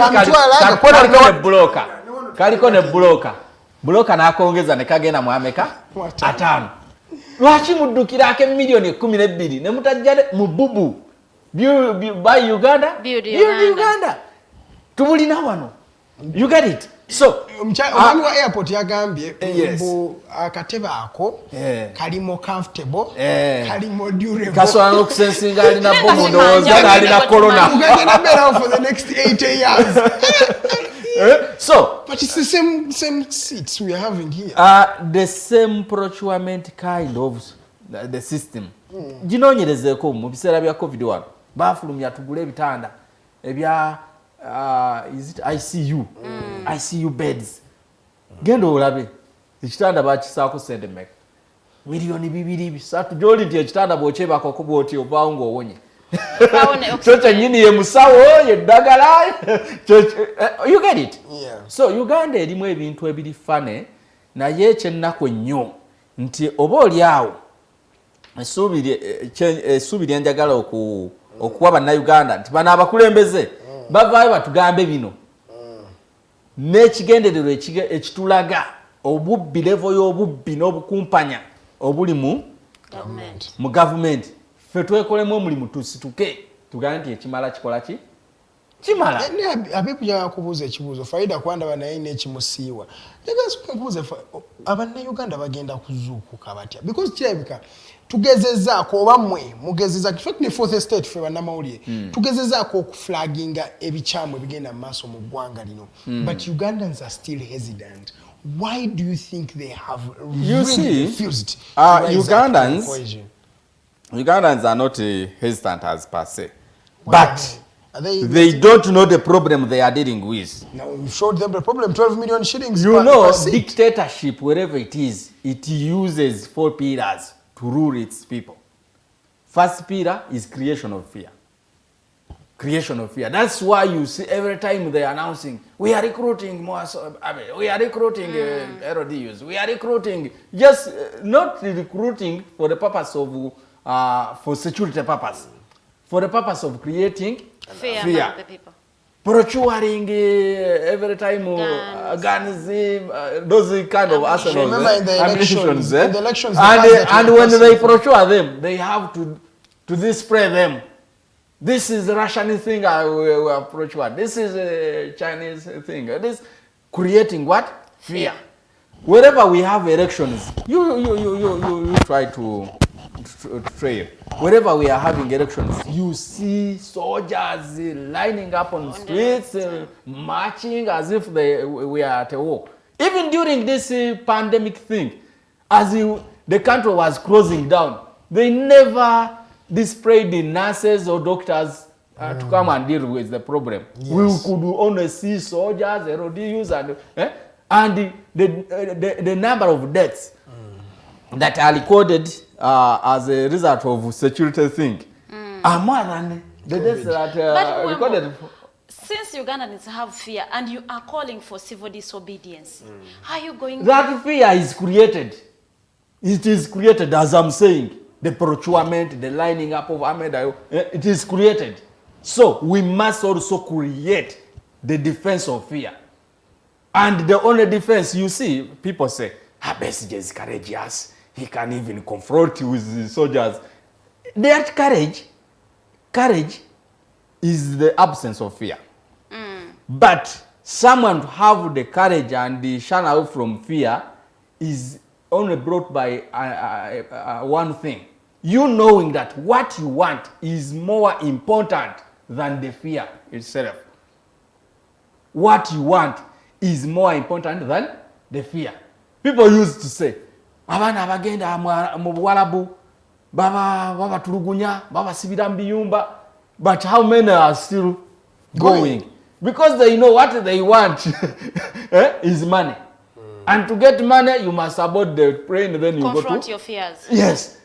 Now, even when Ugandans realize that the nation we want is more important than the fear these people are trying to instill, people will rise up. We rise up. Yes. And like I've asked, how many regimes have we had since independence? Various. None has gone by itself.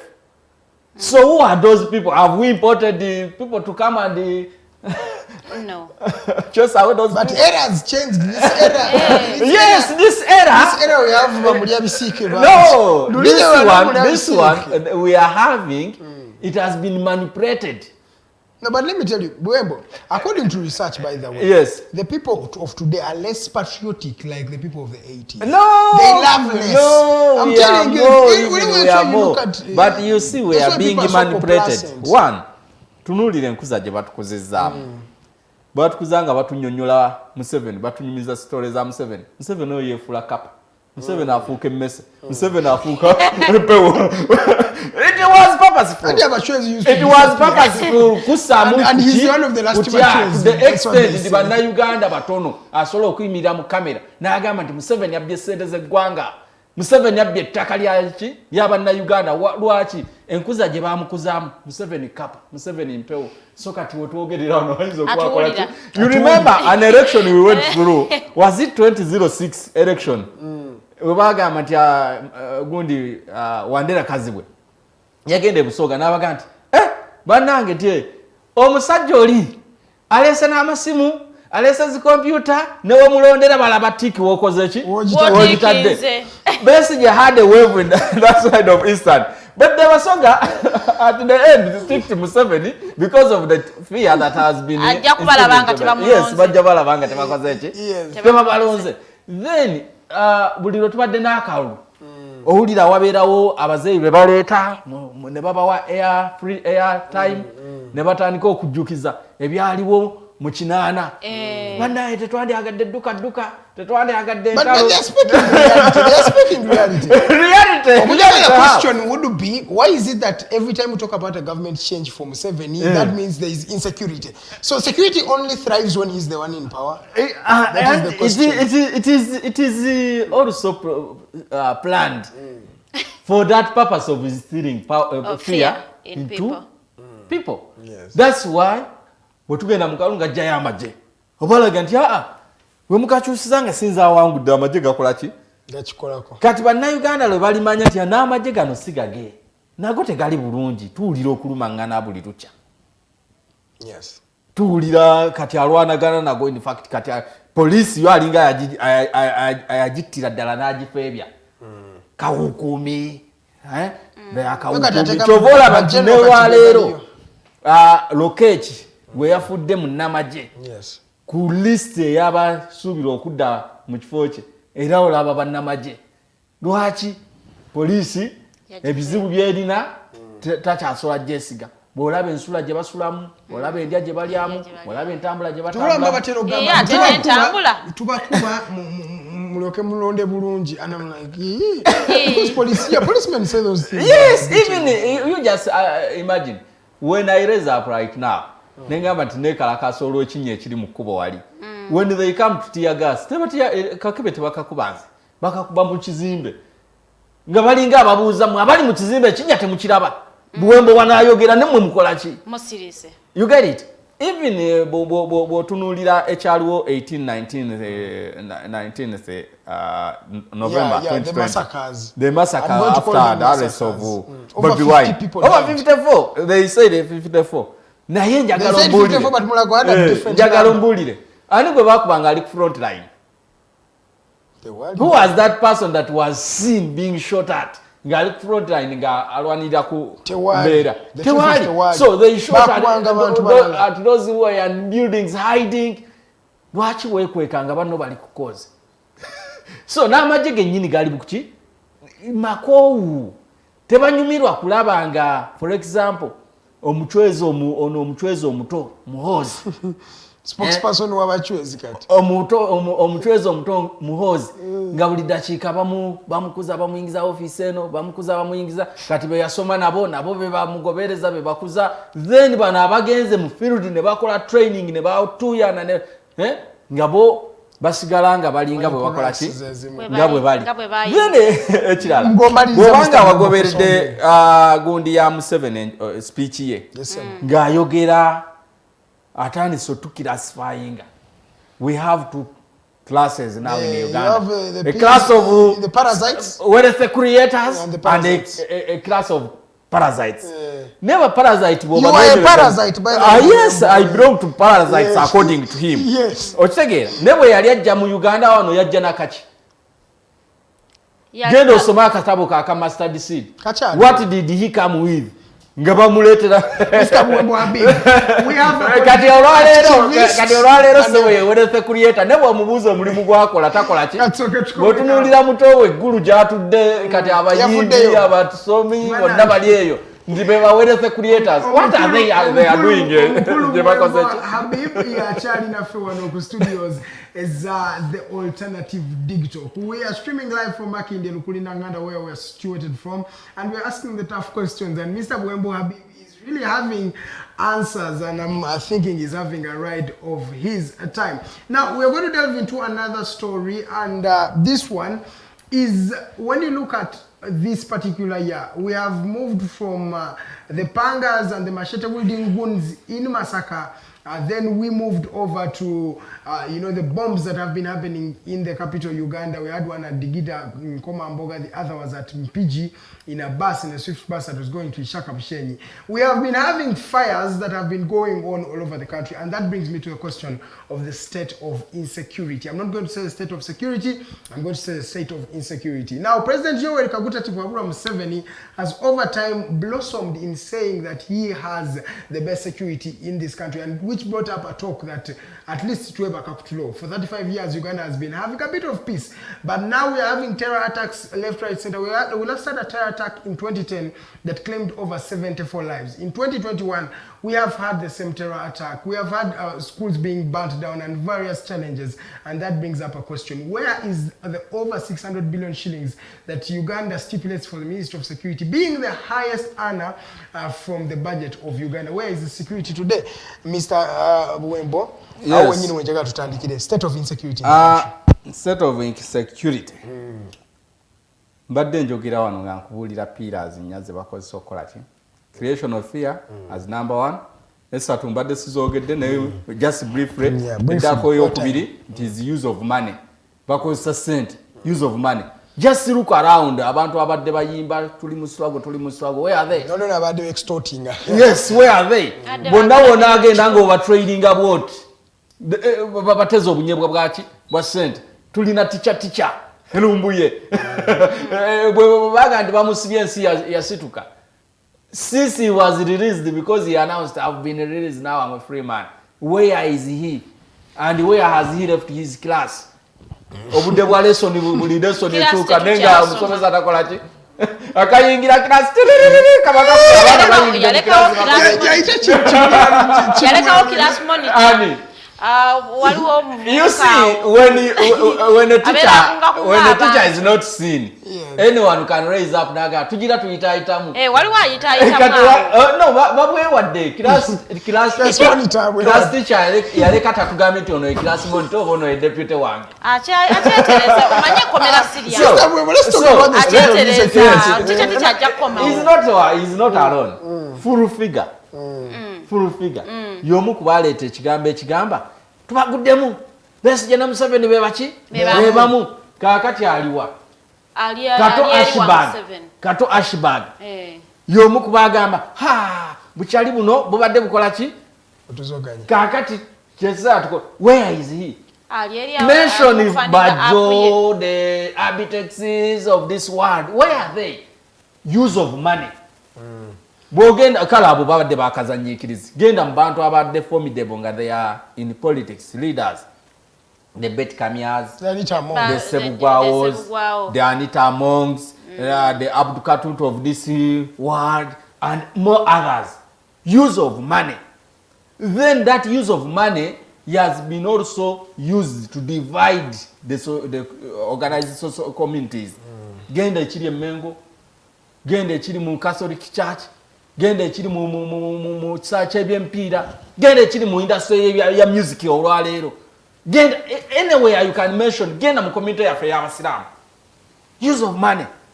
Once he uses money, then he divide you. Then yenga akola ki ng'abakulembera. Ekyokusatu, it is control of information. Control of information, mubadde mulaba amateeka agaleetebwa Phone Tapping Act, tunulira Public Management Act, bwemuba basatu nga mwogera ku byabufuzi mulina kusaba lukuse wa IGP. Ba IGP bali bameka mu ggwanga, ali omu atuulawa naggulu. Nowe Kasese alina kusaba alina kujja naggulu. Waliwo alina kujjawa. Ebyo na aiming at controlling information. Bameka bolabye nga bakunula mu studios za TVs, radios. Tebogera bigambo bino nga byendi mukola ki? Because when people get informed, that is part of building their power. Again. And once people feel that they have the power, then they must exercise it. By exercising it, akasembayo, it is propaganding, aiming at divide and rule. Propaganding, aiming at divide and rule. Bwotunulira olwaleero kubimu kubiziza struggle ya Uganda emabega. It is that machinery, propaganding. You know, Besigye tebamukuba tear gas. Bamukuba mazzi. Yefula tebamukuba tear gas. Besigye amasasi ge bamukuba ndowooza go tegaluma. Na rubber. Na rubber teruma. Katemba. Besigye mutowe gwe batta sasi. Tebamutta. Alabika bamuwa visa ali mu America ali mu holiday.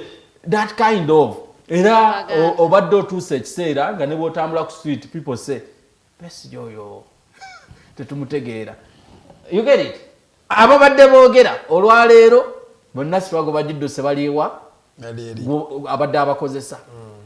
And you ask Ugandans, Katwaya kugamba bw'abadduse ali eri ku kizibu kye tubadde tulwanyisa.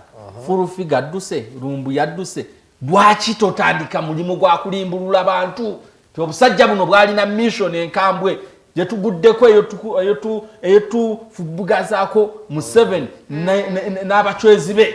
Ne twekolamu omulimu ne twegatta ne tulaba engeri gye tukola ki gye tumusindiikiriza. Mutonda mu kibuuzo njagala nsooke twogere ku state of insecurity. So propaganding aiming at divide and rule. Which has worked. Propaganding threatens security as well. How? Because today you tell me ebijambi ebiri e Masaka bisa abantu abasukka 30. Yes sir. You come and arrest Segirinya and Alan, honorable MPs. You say abatemu tubakoze ki? Tubafunye. In the charge sheet then you show batagundi negundi bantu basatu. Then asatu mwabalala ani abadde abatta. That is the question. The same bijambia ne tudde mabega even before ngal Alan ne Segirinya tebanalabika kupre tebanafuna na sente zikati zebagandi balina in 2016 ebijambia byebimu mu kitundu kyekimu Masaka byaliyo mu kiseera kyekimu ebijambia twabirabako Nasa na Ntebe.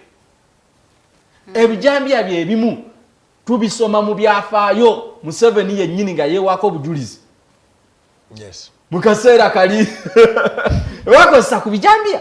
So ebijambia byakozesebwa before the born of Segirinya and Alan. So who is this trending the propaganda okukituyingizamu mu mitwe gyaffe Nsegirinya na Alani be bakulira ekijambiya ng'ekijambiya kirina omukululo kirina gwe kisibirako muje kinana muje nkaaga. Okay, nga Farida agenda soma comments za insecurity. I want to tell you, we're having like 5 minutes. It is state managed to my thinking and my observation. I've reached a point where Ugandans should actually protect themselves now. Basule bwerunga babekuma kituba tugamba government ebalemi Farida ngoteka message zaba fenna tulimu kati tulimu kwekwata ku mikono bwetu twenyweze bannaUganda bekume government ekyaba because tell me ani who possesses a gun here in Uganda? The government. Who has a right to procure it? Government. Who has a right to to hold it? So betulaba battibwa n'amasasi, who is responsible?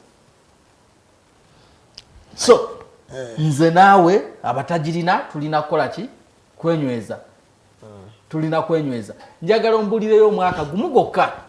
If you've been following omwaka gumugokka mu bukulembeze bwa Muzeeyi Museveni obutadde mu kitabantu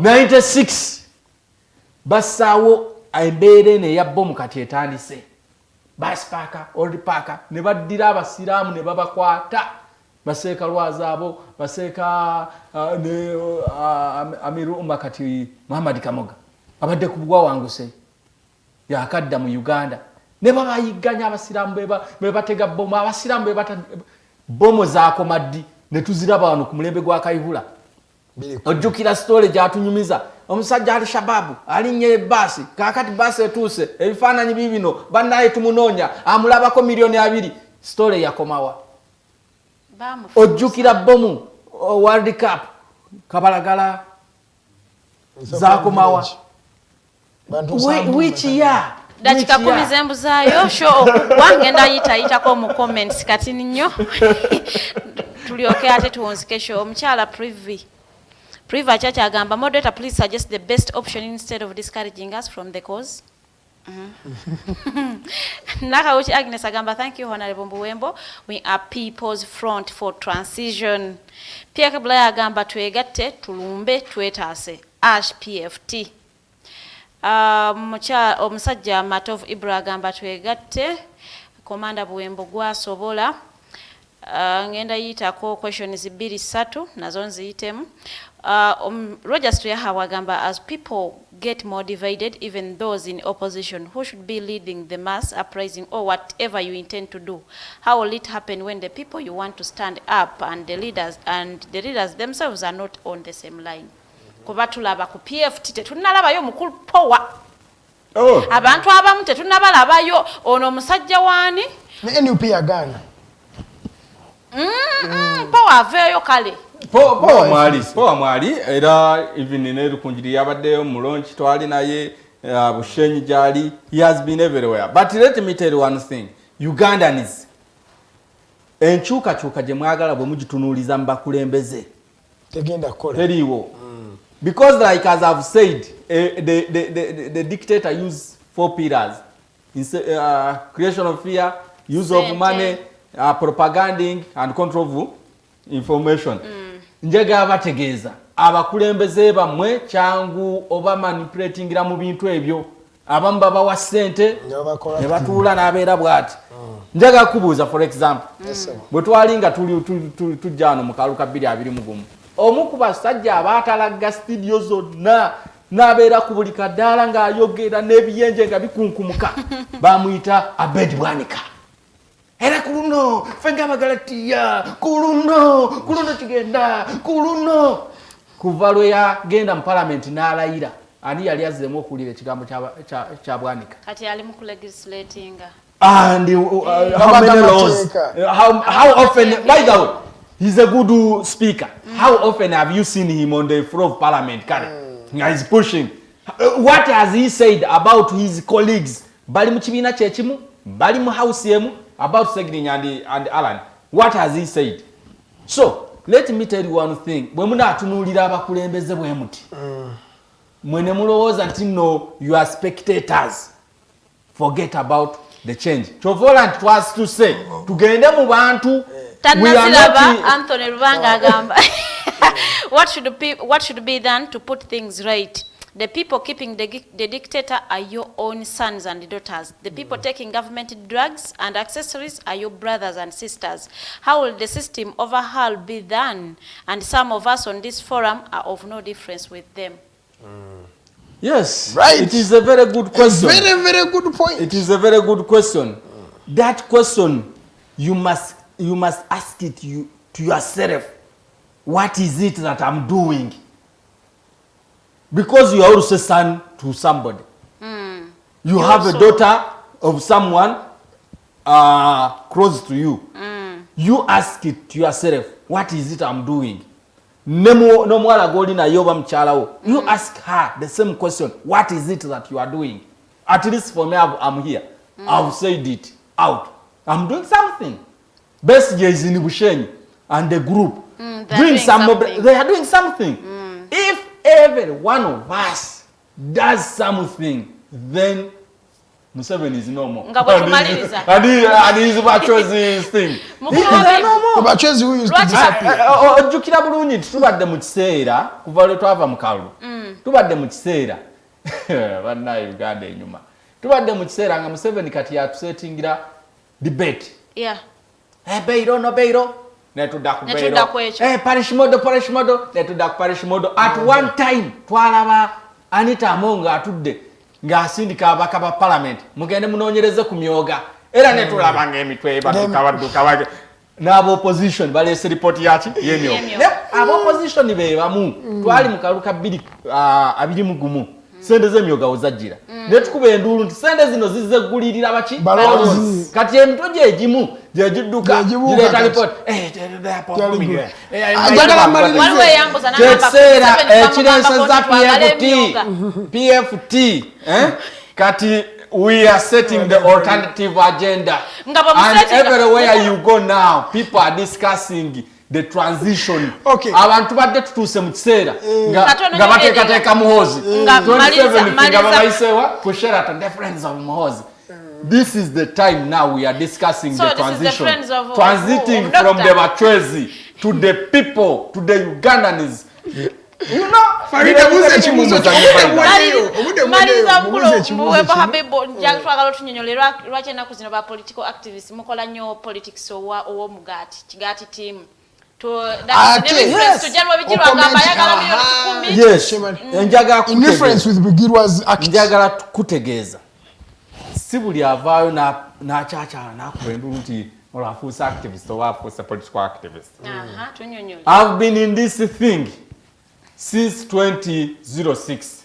Nze ng'omuntu trail me ne musango embaddemu ogwakatolubama bajja ne million 13 for me to withdraw interest in the matter, because the matter was setting a precedent nti kana ka time frame kebekwekamu mu kaseera kano ne bw'obanga olina obujulizi obujja mu 7 ku election ground omujjayo lwaki Buwembo set a president.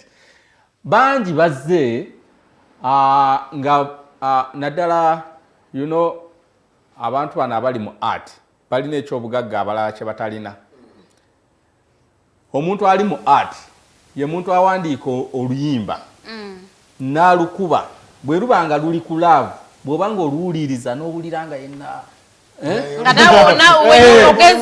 onoonyereza kono aluyimba nga tabangako naki era bw'obanoonyereza abasinga they are not married, others their marriages are breaking every day, naye ng'ate bwe baba boogera ku love nga bakubuulirira ku by'omukwano ogamba nti singa ngwako oyo twandibadde nga tukola ki.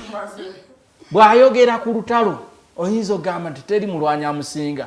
Nga twafuna ekizibu nti weeva ebaddemu ba artist bangi era kyova olaba nti badde batambuza ebyabwe bibadde nnyo bitambulira ku propaganda. Twabategedde twabaguddemu kigambo 2-3 twabategedde ne bw'omwa program ng'eno ya ssaawa 2 twabategedde twabaguddemu ssaawa 2 nga zonna ziri twabategedde twakoze eki twabaguddemu. And you see in that way of doing people get manipulated. Njagala kutegeeza mu nsi yonna ekyokunywa ekisinga okunywebwa bakiyita Coca-Cola. Ne Coca-Cola lwaki enywebwa nnyo the level of advertisement, the way they do their branding. The product does not change. But what is in Coca-Cola? Changes. Water, sugar, and food color. Which you can even do from your home. Why are people taking it so much? The level of advertisement.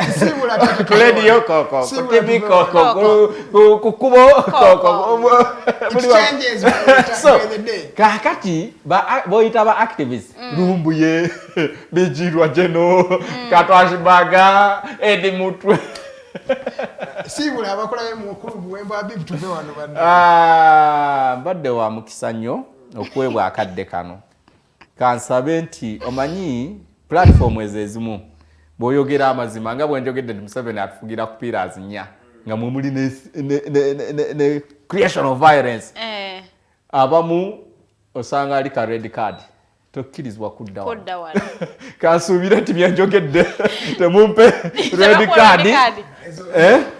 Mujja kunkomyawo n'olunaku olulala then nyongera okulaba nga tusomesa eggwanga tubeere nga ffenna tusitukiramu tuliclaiminge eggwanga lyaffe tulyeddize. Kale Farida agenda kumaliza shonze nange kamba sibulire wano kya sanyu nnyo kubanga mubaddeko ku program The Mighty Drive wetandikidde paka wano weekomye ebintu bingi tutalogeddeko nno tetwogedde ku vaccination ensonga ezo zigenda mu maaso awo ensonga y'ebigiro nti tukigenze nnyo munda naye byonna tujja kuba tubiwa olunaku olundi tujja kukomawo olunaku lw'enkya leero tonight tulina the hotline show egenda kubeera ku ssaawa emu ez'akawungezi paka ssaawa 3 ya mwami Abdalatif tulina abagenyi bangi omuli ndoza kambasomeko wano katono abagenyi tulina mukasambidde kwali onono wa Iyala oba Iyala MP then kuliko omukyalo okuva e Malawi, she is a journalist as well era agenda kuba naye nga kwali kambasome wano kuliko yes mugazambidde waliwo Winnie Botha, she is from Malawi, she's a journalist and the leader of opposition in Zimbabwe.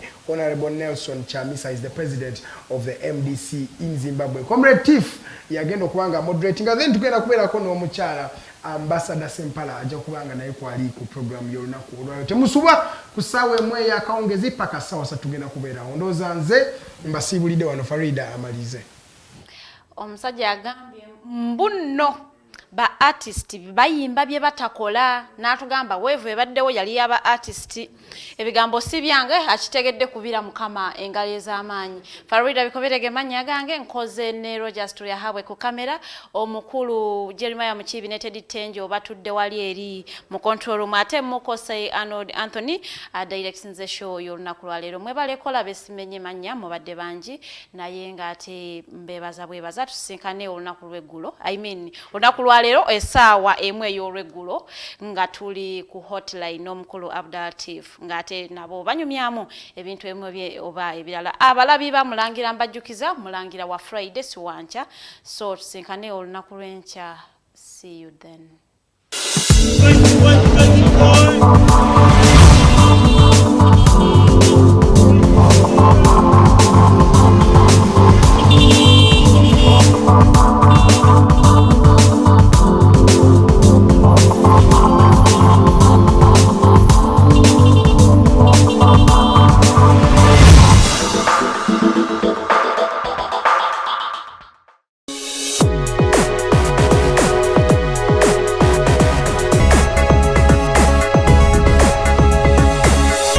Alternative Dig Talk. Real issues, real talk.